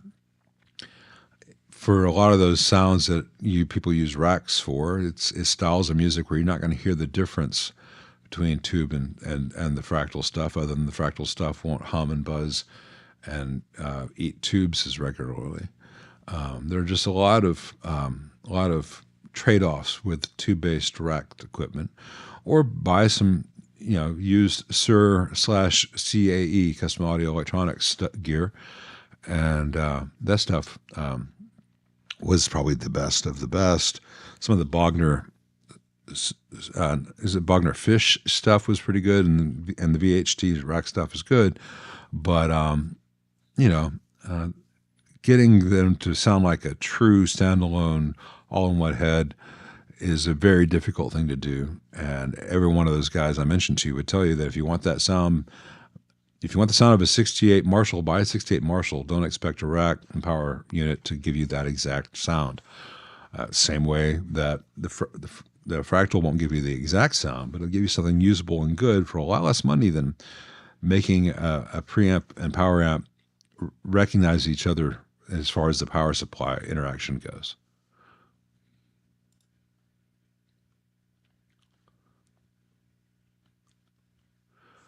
Steve Danby is joining us from Leeds. He's live in Leeds. That's good.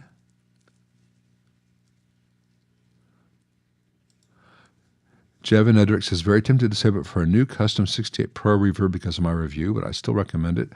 Well, yes and no.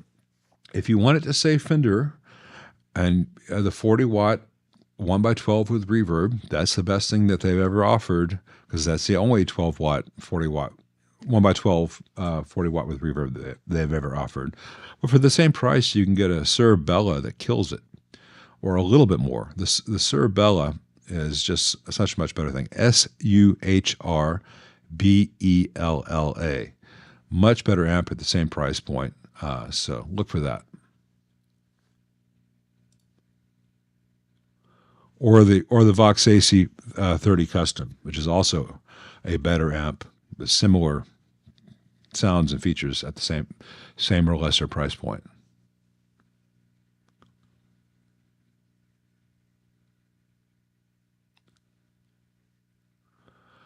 Yeah, Pastor. I can't even do it without being. I was trying to do it quietly. No, it doesn't work. Yeah, you figured that out. Yeah, I always do the test by I leave the primaries long, because I know there's a 50-50 shot, and then I leave the negative feedback disconnected, wire disconnected when I first power it up, and then I touch it in place, and I'm ready to let it go. If I hear beep or whatever, I let go, and that way you don't get it for very long. I am not a fan of the 80s concert amps or any of the 80s Rivera era Fenders. That's not a reflection on Paul. It's a reflection on what was happening at Fender at the time. Fender was cutting every possible cost, including the things that should never have been cut. When you keep decreasing quality to make a price point, it's a self-fulfilling prophecy, and Fender almost went out of business in 82, 83 as a result. I'm not a big fan. It's an interesting design, but it's an interesting idea that was very poorly executed by the production factory, and I don't think that Paul's responsible for that part of it. All right, we're going to take our second intermission. I'll let everyone stretch their legs. I'll see you back in 7 minutes.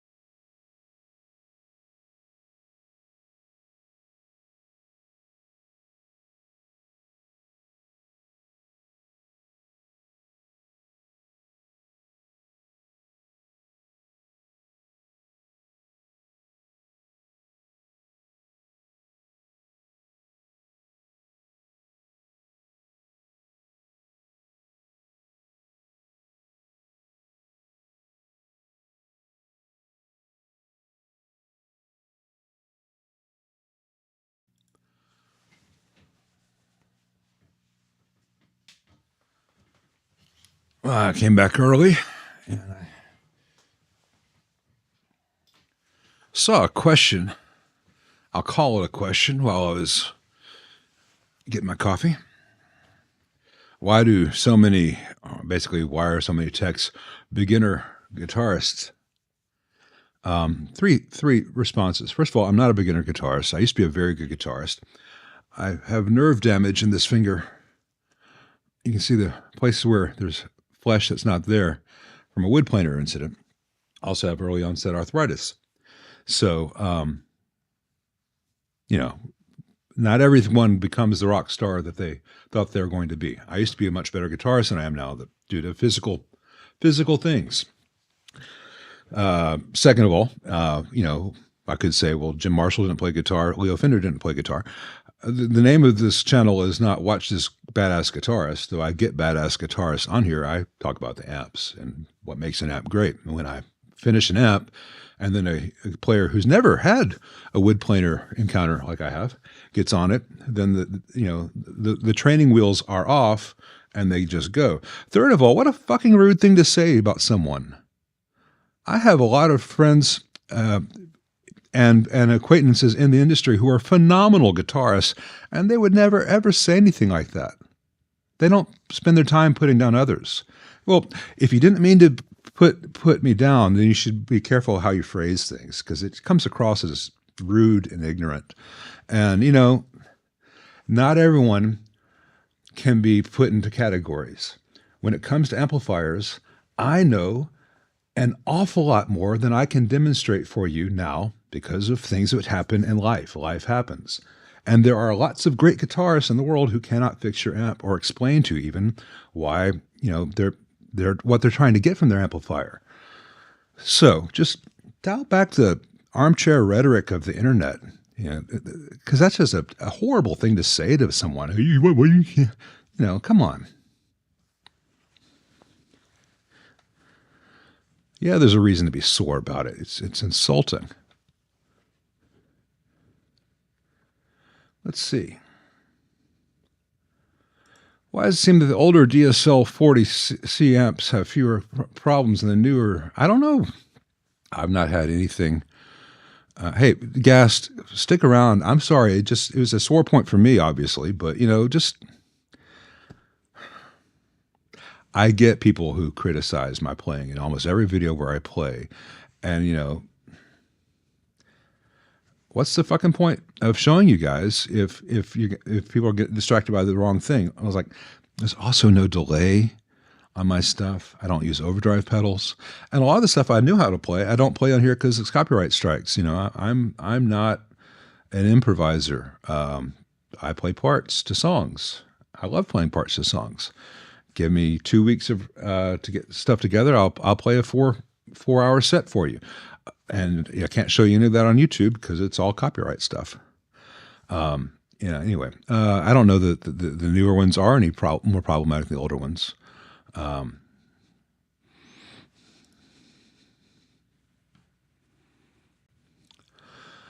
What are my thoughts on old Marshall solid-state amps from the 80s? Some of them were quite good.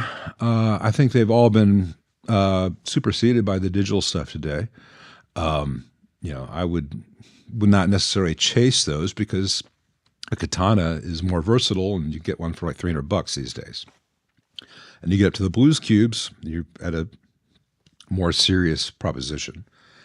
And the stuff that Fractal and other digital options, offered these days are really, really tempting. And the solid-state practice amps were kind of just that, though they have some cool sounds out there. If you get a great deal on one for like $100 and it still works, go for it and play it without shame. Same thing for like a 70s or 80s Fender Peavey solid-state amp. I know Zach Childs had a video last week or this week talking about his favorite backup solid-state Peavey. And if it works, it's great.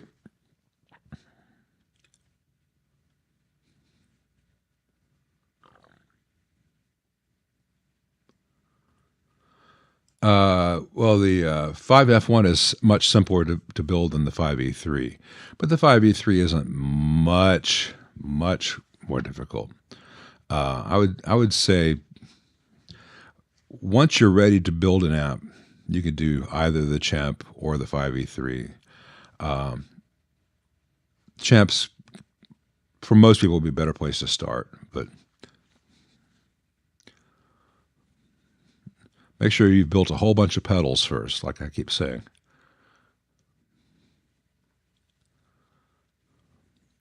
Best quality Fender Strat under or about $2,000? What's my opinion?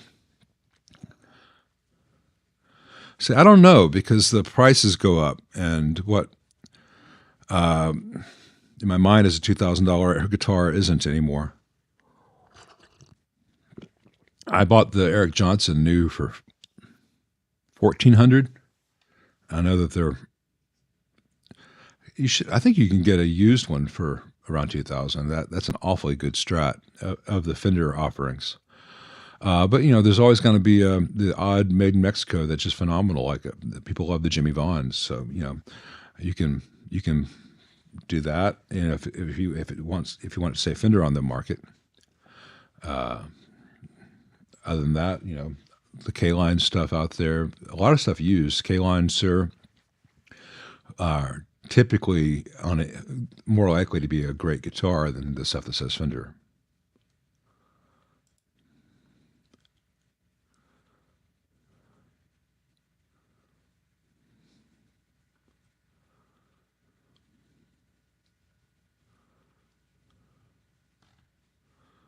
Yeah, the 5F2A probably be a bit easier build than the 5F1. You're absolutely correct. Testing 1, 2. And Brad's correct. The 5E3 is a more versatile thing, but it should, it is hard. It is a more difficult build, but it's not exponentially more difficult, I guess.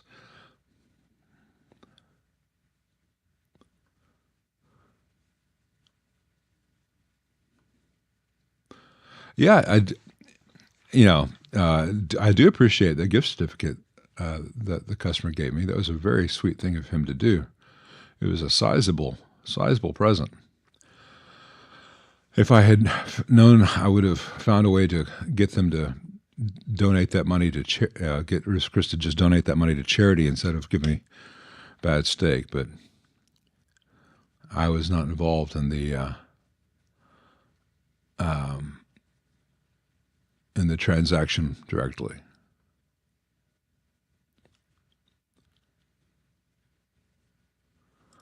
Do I remove the silly B plus divider for the preamp nodes and the red knob and other twins from the 90s and return it to the more efficient traditional dropper configuration?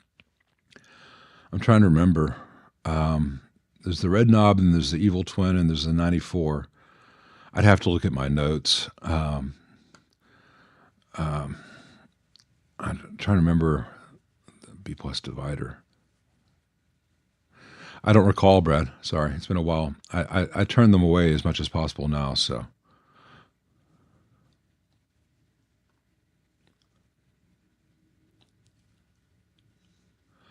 Hey, Lucas. No, I've not played around with Vox and Farfisa organs. I've worked on Rhodes and Wurlitzers and Hammonds, but I've not worked with Vox and Farfisa organs. But if I did, I'd certainly play some attractions. And maybe some madness.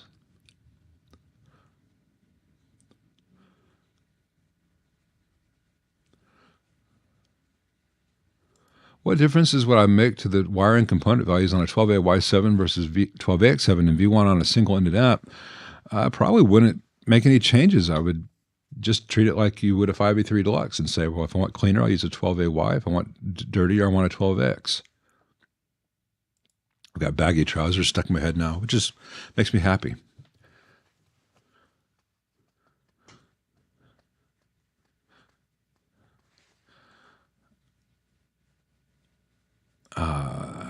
I would never barbecue a steak. Barbecuing is a slow cooking technique.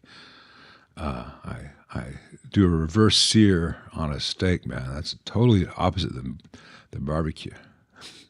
I would not reverse sear a pork shoulder, and I would not barbecue a steak. I know the rest of the world uses barbecue to mean grill, and someday I'll forgive you for that.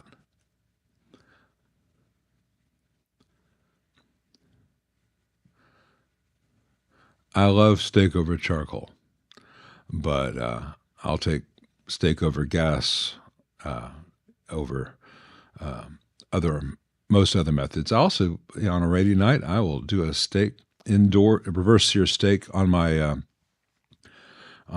carbon steel pan and get a very nice result. And you get the sear, and then you take it off the heat, and then you put some butter and smashed garlic cloves and thyme in there, and baste as it reaches about 125 from the residual heat in the pan. Then you take it off, rest it for 10 minutes, and then you pour that butter on right as you serve. Won't even notice the rain at that point. Not Dominatrix Restaurant. That's a very different. I think they have that in New Orleans as well. No, Delmonico's, DELMONICO''S, and it's not Delmonico's Chris. It's Delmonico's Restaurant Steakhouse. There's one on St. Charles, I think, that Emerald owns now, but it's phenomenal. And they will bring you steak sauce if you insist, but there's, like all good steaks, no sauce is needed or recommended.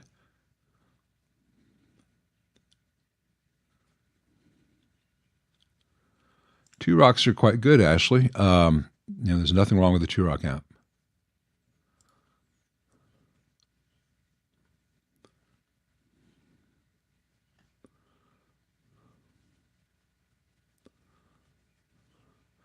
Good on you, Victor, flipping the armrest back on your wheelchair. This one, I had to drill out the bolts because the old design, you could not get these off other way. So I had to use a drill and a Dremel, but they got off and they are gone. Let's see, trying to get through the questions.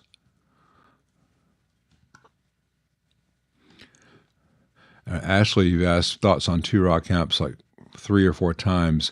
I answered the first time. To anyone else in Ashley's position, please only ask a question once. I will get to it. I answer them in the order that they're asked. So asking more than one time just makes it hard for me to see the questions. And please do put question marks before your questions. This one I just happened to see. What are my thoughts on 90s Crate VC512 series of amps? With 4 EL34s be closer to 30 watt amp than 50? No. I don't remember. That's the vintage club series. See, when it gets like 5212, I don't remember that kind of stuff. And Crate had a few different models in that vintage club line. In general, they're quite good, but yeah, it was about a 35 watt amp, not a 50 watt amp. I don't think they did fixed bias. I think it was cathode biased. But the Crates sound good. The issue with the Crates, I've shown this in some Crate videos, is the way that they did the grounds on the PCB is they had 2 bus wires on the PCB going to ground traces, and those are held in place underneath a washer and a screw to the chassis mounting standoff. And a lot of times that comes loose or becomes corroded or the bus wire breaks, and so you have bad grounds. That, clean the pots, change out the electrolytics. It's a good design. It usually has all those nice red Wemos.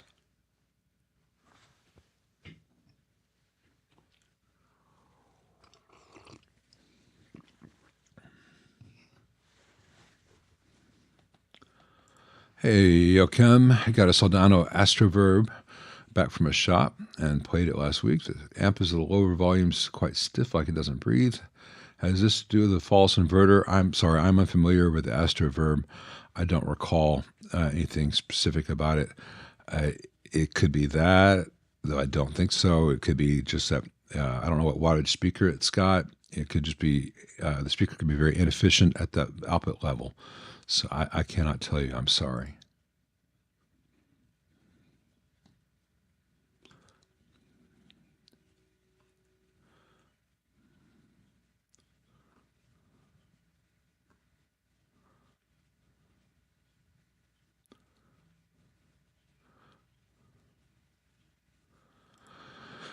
Oh, CMO 117 says AD50VT, that's the Valtronics amp, since 2007 was considering adding another tube. Would I be able to? Don't worry about all that stuff. Just enjoy what it is, and if it no longer suits your need, get something else. But you can throw all kinds of money at that thing, but there's no point. It's not going to get anything that you want. If you have unlimited funds and unlimited time and want to see what will happen, go for it. But it's not going to be anything that you... The way that circuit works is it changes the gain of that tube stage, and you'd have to have a way to interrupt the signals going from the logic controller to the CPU and have another set of stuff changing, and just wouldn't be worth it. Sorry.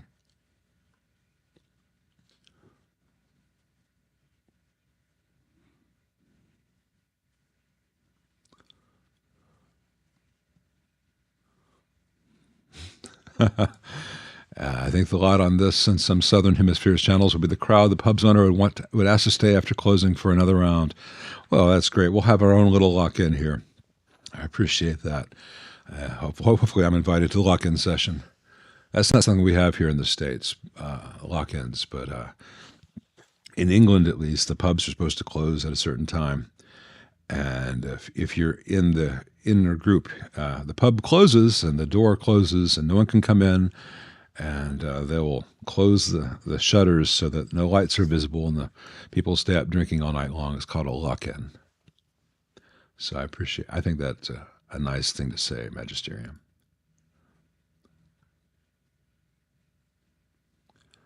Hey, Ron Allen. In general, you're going to have hum at startup is going to, because the output tubes aren't drawing equivalent current, and so there's not going to be common mode cancellation. If that goes away after it's been on a while, the hum, that's what that is. As far as the reverb noise goes, could be a bad tank, could be the tank is oriented wrong. So you need to have the RCA jacks of the tank facing the baffle, not facing the rear, or the kit might have had you wire the AT7 socket wrong as far as whether the grid or plate crosses over versus looping around. See my reissue videos. I've got a whole bunch of videos on Fender reissues where I show fixing that issue. It's also on the 64 hand-wired reissue and the 68 custom reissue. They pretty much all of them, including the $3,000 amp, they miswire that socket, and it's possible that the StuMac kit has that as well.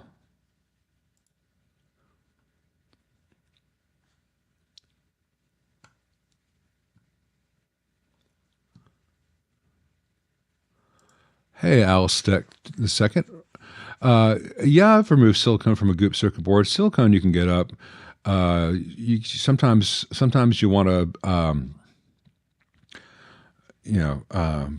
get as much physically up as you can. Often use a razor blade, or you can use a Scalpo or X-Acto, or even a very small chisel head screwdriver.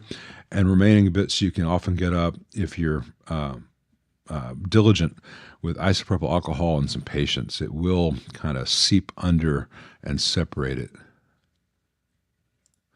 Epoxy, no. Epoxy's a total shit show, but silicone can usually be changed out. Hey, Mike the Bike. Cheers from sunny Greece. Well, cheers here from rainy, cold Memphis. How close is a reissue Marshall Silver Jubilee versus original? Circuit-wise, it's very close. Sound, it's in the ballpark. The pots in the Silver Jubilee, the new one, are absolute crap with a terrible feel, wrong taper, and very, very prone to tin whiskers. And it's the same pots that they use on a lot of their stuff, this studio vintage stuff and the DSL 40CR stuff. And a DSL 40CR price point, an Origin price point, it's acceptable. But given the upcharge for the Silver Jubilee reissue, I think it's kind of insulting from them to use those little green square pots, and there's just no feeling of quality.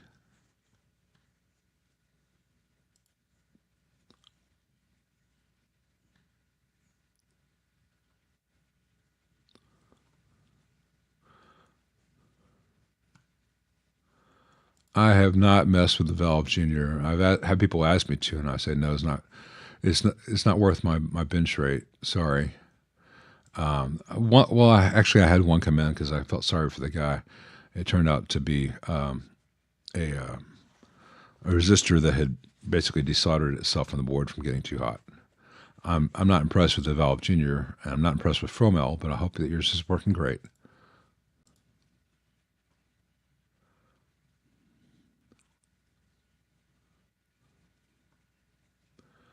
Let's see. Wes Chilton, you've been telling me that you need to adjust the cathode resistor on your AC15 for like a year and a half now. Now, I have had so many of the AC15 customs in here, and I've measured that resistor with 120 volts wall voltage, and it's not been too high, and I've not changed it. So I don't know what you're measuring. It's like at 13.5 watts, which is kind of ideal. Yeah, it's 120% dissipation, but it's an EL84. That's in a Vox. That's what it's supposed to be. That's what this one, I set this one to specifically.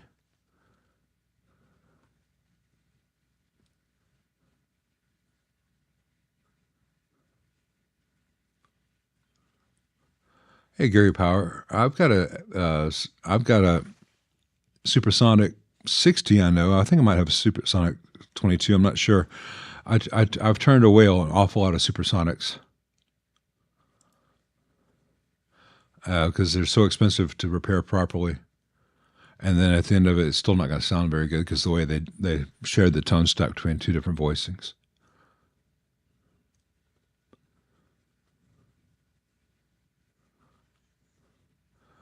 Yeah, the storms. Everyone was up in arms about the storms here last night.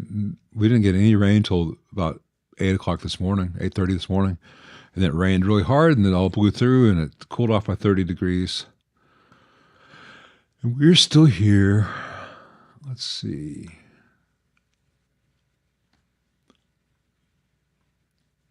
Do I feel the first blackface designs were the best? It's because they kind of standardize all the tone stacks to be the same after that, along with the other possible. Well, all the tone stacks were the same starting in the AB763. I mean, the AB763 was a way to say, hey, we're going to use the same blueprint to make 12 different when you do reverb versus non-reverb amps. Basically, they wanted to have an entire line. So you have the Champ, which later. The original blackface Champ still had that same tone stack, and then later the Vibro Champ, and they had the Princeton, same tone stack, basically one channel, the same idea with a few other changes. But above the Princeton, from the Deluxe Reverb up through the Twin, they were all the same stuff. So one board for every amp, one layout for every amp. Transformer changed, output tubes changed. Some of them had mid spots. Some of them had mid spots on both channels. Some of them had bright switches. But it's a great way to have a huge product line where you didn't have to retrain your assembly. You could say, "Hey, Agnes, we're doing Deluxe Reverbs today." Next day, "Hey, we're doing Vibroxes." Same stuff. Okay, we're going to do twin reverbs. We got to get out. I want you to do 10 twin reverb boards by panels by lunch. So, go get the box of 10K pots. So I mean, it's a great way to do it. I think that the design was near perfect. The most important thing is that they were not trying to scale production up as high as CBS. CBS wanted higher sales, so it meant they had to increase the volume, and they train people less. They lower the quality that was acceptable of the wiring, because if you ask someone to wire it really perfectly to a certain standard versus get 10 done an hour.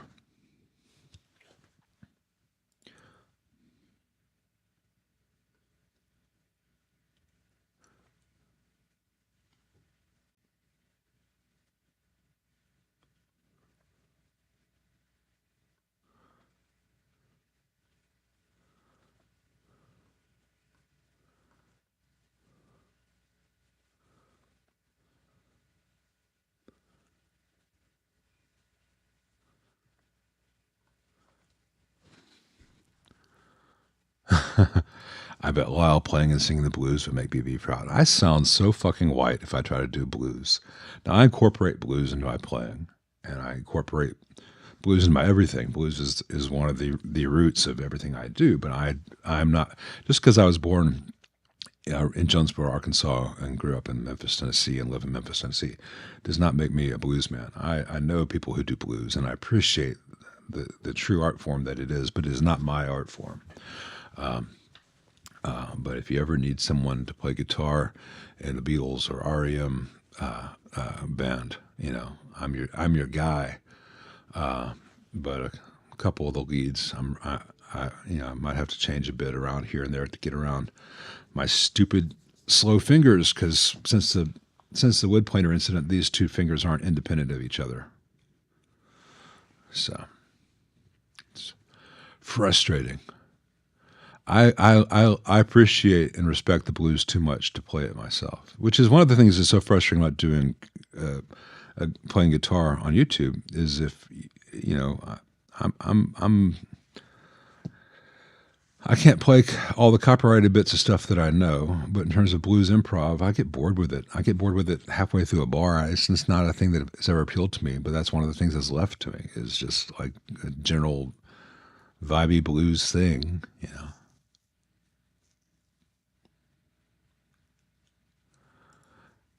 First pedal kit build, I would say go to Aeon Effects, AEON, and basic fuzz pedal. Do one of their basic fuzzes, and then later do a tube screamer, because a tube screamer brings in things like a tone stack and the things that become useful for guitar.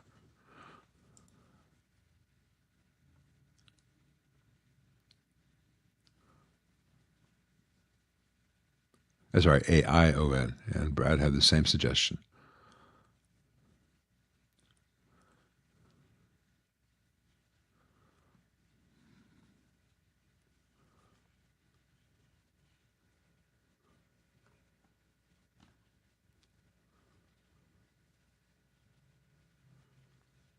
Thank you, Brendan Gauntner. Thank you very much. I try not to just flood the internet with more internet guitar sounds, because the world's got all that stuff. And I'm friends with and appreciate some guys doing that who do that kind of stuff. But I'm like, okay, there's more to Les Paul than Slash, and as much as I love Zeppelin, and I do play and reference Zeppelin here, but I'm as likely to reference a clean Zeppelin song as I am to reference. I don't think I've ever done Black Dog on here. Clean sounds tell you more about an amp.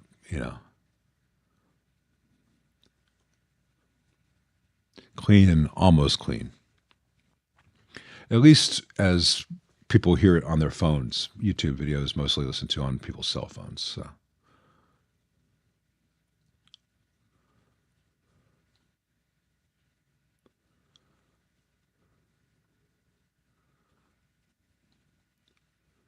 Let's see. I think people were talking while I was on a break.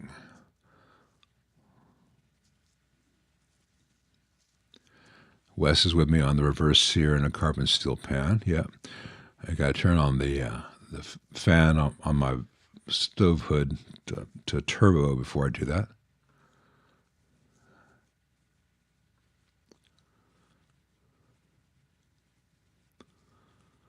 Cool video on the Epi Pathfinder, quarter of Livermore says. I just bought one. It sounds amazing. Do I think it truly is competitive in tone to a Deluxe Reverb? No, it doesn't sound anything like a Deluxe Reverb. It doesn't have the fundamental. It would hang very well with the 5E3 Deluxe, and it has reverb and it has trim. So the Tremolux and the 5E3 is much more similar, but a Deluxe Reverb is the next tier up in terms of objectively better representation of what a guitar can sound like. That doesn't mean that the Deluxe Reverb is going to be the one that we choose over the Pathfinder all the time, or for every sound, or for every song, or playing style. But I think, so in a sense, a fucking pig nose can be competitive with the 2-rock, because for some tracks the pig nose is the right choice, but 99.99% of the time. But I think that the Pathfinder is a good amp. How do I do the corned beef Irish thing? I don't do the corned beef Irish thing. I avoid St. Patrick's Day because I don't want to drink cheap beer with green food coloring in it. I like corned beef, but I don't like cabbage, so I avoid the corned beef and cabbage thing.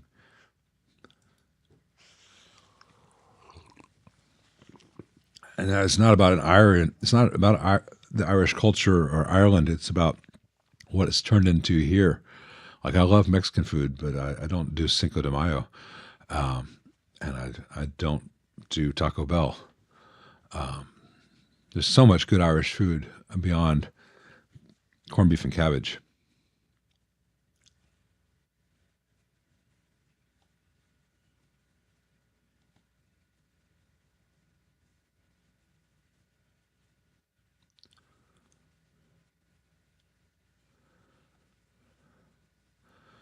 Hey, let's not talk about YouTube tranny audio guys, etc. stuff.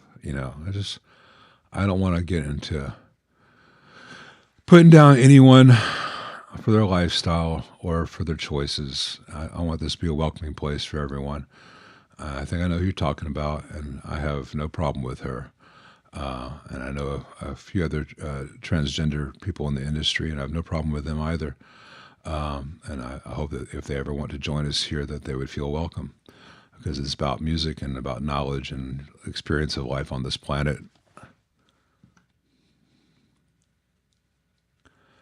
I don't care who anyone diddles or what someone wears. It's literally nothing to me.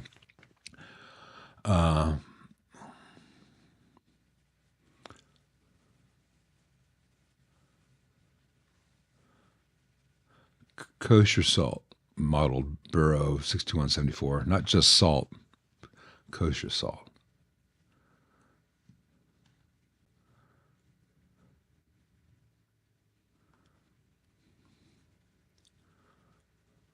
Let's see.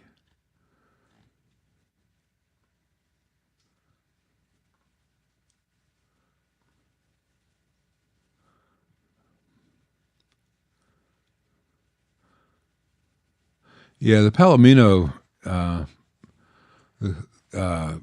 sounds good, but man, if you ever need to change the tubes, it's so hard to access everything. Man, Greg, I would avoid all Mesas in all circumstances, every single model. If there's one that sounds good to you, odds are it's a copy of a better amp. I'd rather have a SLO by Soldano than the copies of it, or I'd rather just go fractal for a lot of the stuff Mesa does. And they're the only amp company I've ever known whose clean channels are consistently noisier than their dirty channels.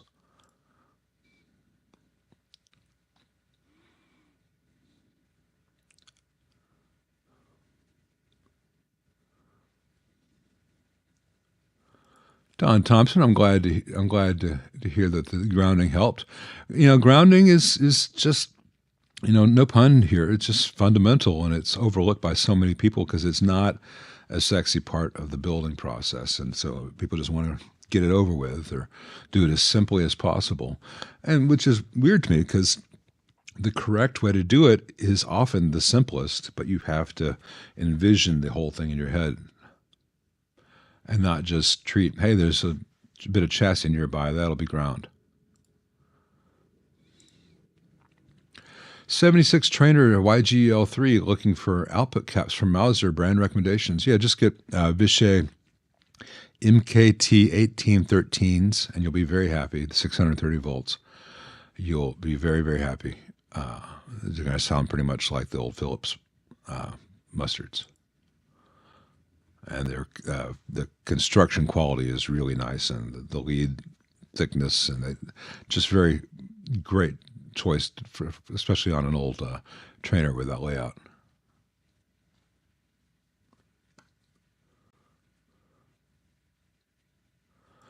If you're building a Deluxe Reverb from Ultratone, it's supplied with Japanese carbon compositors. Those are expensive if you can get them. Is it worth to use them, or should I replace them for metal film, like example Vishay RN series? I cannot begin to pronounce your username, Smurtukvitek. Sorry. Use them. Deluxe Reverbs back in the day had carbon comps, and I restore them all the time, and they're not noisy. If I was doing a high gain amp, I wouldn't use carbon comps. So I was doing a high gain amp, I would use metal films. But for Deluxe Reverb, if carbon comps were still being made more places, I'd use them all the time because that's part of the correct sound. Now, that said, on that formerly 68 Custom that I totally rebuilt, I used carbon films, not metal films, carbon films, because that's very close to the correct behavior of a carbon comp, but it was... there's a diminishing supply of carbon comps left, so I'm saving those for actual 50s and 60s Fenders pretty much. You can use, I wouldn't go to metal films. I think metal films kind of change the feel of the Deluxe Reverb, change the sound. You can use carbon films if you want, but if you already have carbon comps, and they're not out of spec, use carbon comps.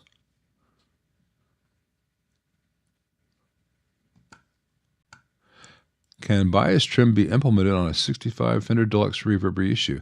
Yes, but it'd be difficult to do well, and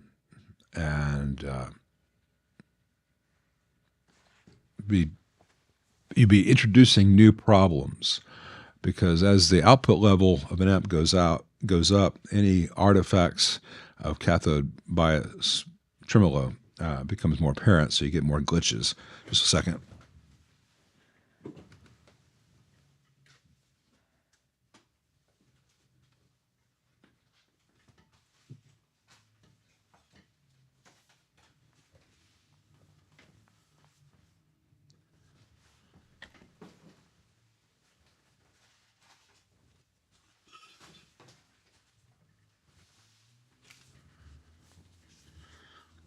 Somewhere in here, I had it. I thought I had it handy dandy, but it must be.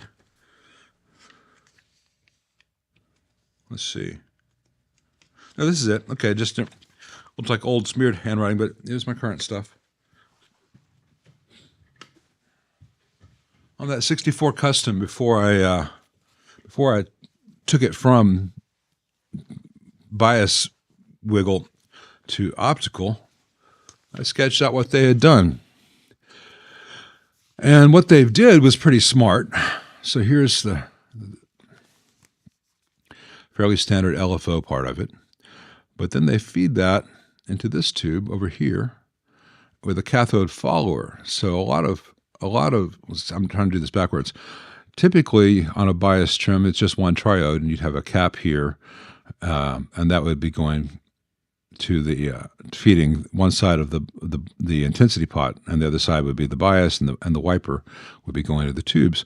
But in order to get rid of that, they ran it to a second triode here, which I'm still getting the left, right, backwards, and then they did a cathode follower, which really helped. So this is a good way to do it, but it's still not, to my ears, as good and musically useful as the standard optical trim on a Fender. This stuff is just notes of other changes in the circuit that they did. So if I needed to put it all back, I could. Yeah, you can use a MOSFET. You can use IRF instead of a triode for the cathode follower stage. It's no big deal either way. But so it can be done, but I think you'd be better off just staying with what you got. Let's see. Corey Hergott is not a problem. It is cool. What's a Fender amp with the least amount of hiss and hum? One I worked on. Most Fender amps are quiet if they're working healthily. Least amount of hiss and hum would probably be Princeton, because it has the least gain of the usable amps. Champ's kind of a special purpose. By the time it gets loud, you hear the background noise. Let's see.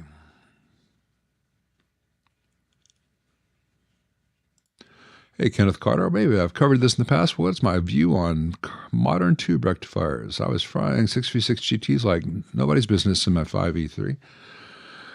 I finally checked voltages in the TAD rectifier tube. I guess that was the culprit is what he means. Yeah, basically, I try to get new old stock whenever possible. On GZ34s, the JJs tend to be okay. For 5U4 GTs, GBs. 5U4 GBs, I can get new old stock from the 70s for like $40 for clients. Those are great. And for 5Y3s, I also still get the 70s new old stock because a lot of the stuff that's currently made that says it's a 5Y3 is just a small bottle GZ34. So yeah, I think it's probably the JJs seem to be the best of the bunch. Sometimes Sovtech comes out with good batches on the GZ34s, 5AR4s. Glad to hear that.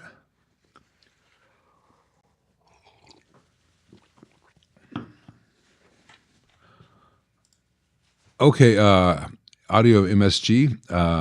Those are Murata, M-U-R-A-T-A.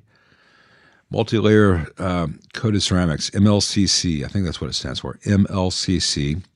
I get them from Mauser.com, and they're rated for 1 kilovolt. So if you go to Mauser and you go to passive capacitors, ceramic, MLCC, then choose Murata, then 1 kilovolt, and I'm using 22 nanofarad and 10 nanofarad. Then they've got a range, all the same, pretty much the same price, and the difference is the lead spacing, and you can choose them. So like $1.80 each, something like that. Might be $2. Multi-layer ceramic capacitor. That's right. Or multi-layer ceramic capacitors, coated. Anyway, they're also called dipped. It's hard to remember all that stuff.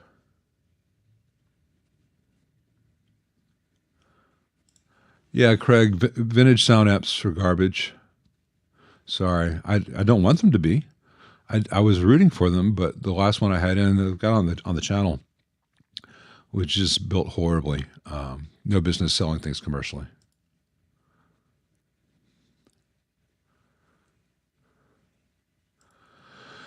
I would never recommend a Blues Junior except for my enemies. Vox AC15 Custom kills just about everything else under $1,000, but kills Blues Junior 4 times. Blues Junior is horrible.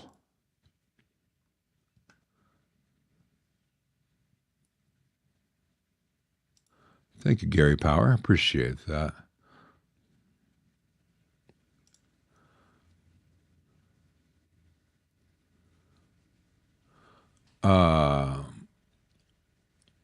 I'm trying to see what you're replying to there, Paul. I didn't see a previous question on those apps. I still don't. Sorry. I'm not sure what's going up. Are you talking about the mids cap?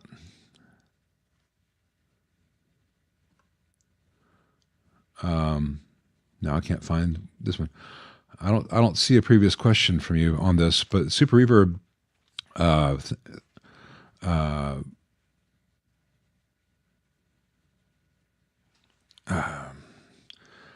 think the earliest schematic showed a 0.33. Super Reverbs in the mids have a 20 or 22, and the others have a 47 nanofarad.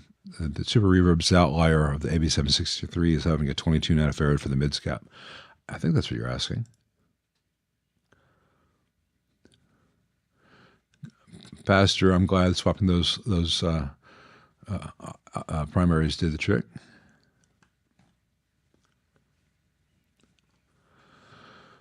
Let's see. I should remember to do this once in a while. We're getting towards the end.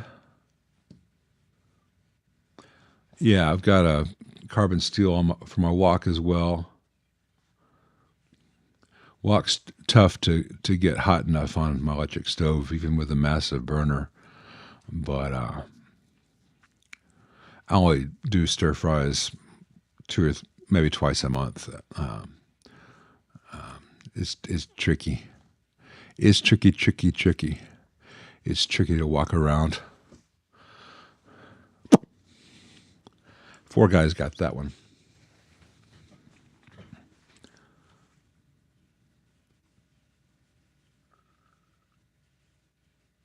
Hardy har magisterium. I got 2 nonstick pans for my wife to use. I got 2 OXO, a 10 and a 12, because she cooks. And once I told her never turn this burner over 6 if you're using them, everything has been fine. So she has her own nonstick tools in her own jar by the stove, and I don't use the nonstick stuff very often. I will use it from time to time. It's convenient for it, but it keeps her away from my good steel. I have stainless steel, I've got carbon steel, I've got cast iron, and I don't want her going in there. Yeah. Cooks understand. Keep non-cooks away from your tools. Thank you, Quarter Livermore. Got a Deluxe Reverb 2 and swap the speaker for an Impedance EM12N. All right. Drastically involved to new amp. Thoughts or any other tips? Thanks, man. Well, it's a very, very different sounding speaker. And we are at the end of the day, we are playing the speaker. From the moment you touch the string, everything that happens after that is a chain reaction of things to make that speaker make a sound. The speaker is actually making the sound. So when you change the voice, you change the vocal cords, you change the voice, and everything's very different. It's the same lungs, it's the same trachea, it's the same thoughts, but I'm changing everything else, and I'm doing it all acoustically with resonance and timbre and all those things that speakers and speaker cab dimensions give you, because everything that we do with our mouths is changing resonant points and shapes and all the conditions that the sound has to go through. So when you change a speaker, especially from like an early 80s custom-made for Fender Impedance to an EM12N, you're going to get a very different sound.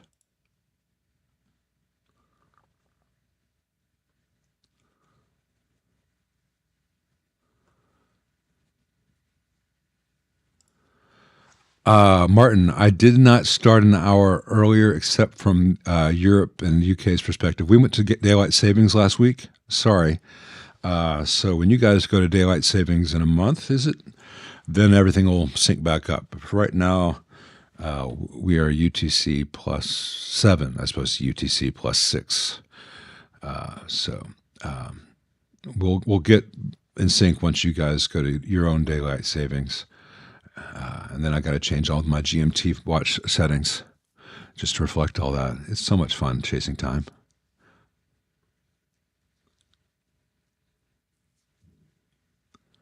But Bias Trim is so wobbly goodnessful. It is, but it has artifacts which affect the performance of the amp, and it's difficult to do. So I think if you want the sound of bias trim, there are bias trim pedals which do that sound very well. I'm not scared of Teflon. I'm not scared of black plastic utensils either, but I like being able to cook at high heat, and I don't do high heat with Teflon.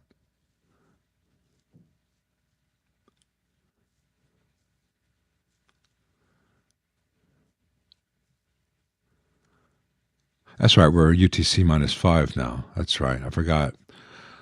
String forward, okay. Anyway, it'll all even out soon. Let's see, I've not looked inside the Supro Black Magic Reverb. I probably won't. I'm pretty much picking and choosing what I accept in these days, and I'll be probably turning away any modern Supros unless it's an existing client who's unfortunate enough to get one in.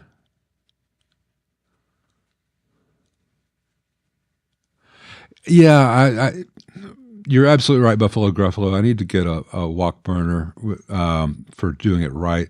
Then I can scare Nikki to death. We're almost done, so I'm gonna skip any remaining questions and just talk funny stuff. So I meet Nikki.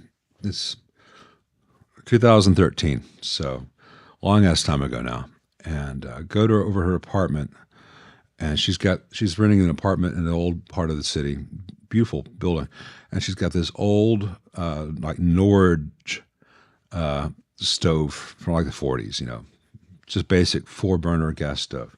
So I'm making note of that, and her kitchen's a postage stamp. It's like the size of this little desk I use here. Anyway, about a week later, I come back over and I bring the makings for dinner. And one of the things I'm going to make her is poblano peppers, because I knew she had this old gas stove, and I tested, and I knew the burners worked. So I get the poblanos, and I get the stupid little stickers off them, and I wash them and I dry them. And she walks in as I'm roasting them on the burners. So I just have a poblano pepper on the grate on each burner, charring. And she walks in, and she's I did not know this at the time. She always had this fear of dying in a house fire, of the house catching on fire, and she's paranoid about it. So she thinks, oh my God, this new guy's trying to kill me. He said he's starting a fire. And she goes to get the extinguisher. So we had a little Woody Allen moment, back when Woody Allen moments were funny and not tragic. But, the lobsters from Annie Hall, I got nothing on the battle of the poblanos. But I explained to her what was happening, and after I was able to peel off the charred skins and then split open and take out the seeds, and I stuffed them with orzo and cheese and some herbs. Then I roasted them in the oven. I think I did a steak or something to go with, and she's like, "Okay, you're allowed to burn down my house anytime." And so I've been burning down her house for the past, coming up on 13 years now, 12 years now. Wow. Time flies when you're burning down someone's house. All wet. All right, now I might need a raincoat, so we're going to end this one. And I always look forward at this time to going back to seeing all the comments that I missed at this tail end of the stream, because I rarely get fully caught up, and so there are things I miss. But I really appreciate you all being here, and I'll try to answer more next time. And I'm just looking at checking, I get sucked into reading what you guys have to say. I'll do that in my own time. You guys have a good week, and I'll see you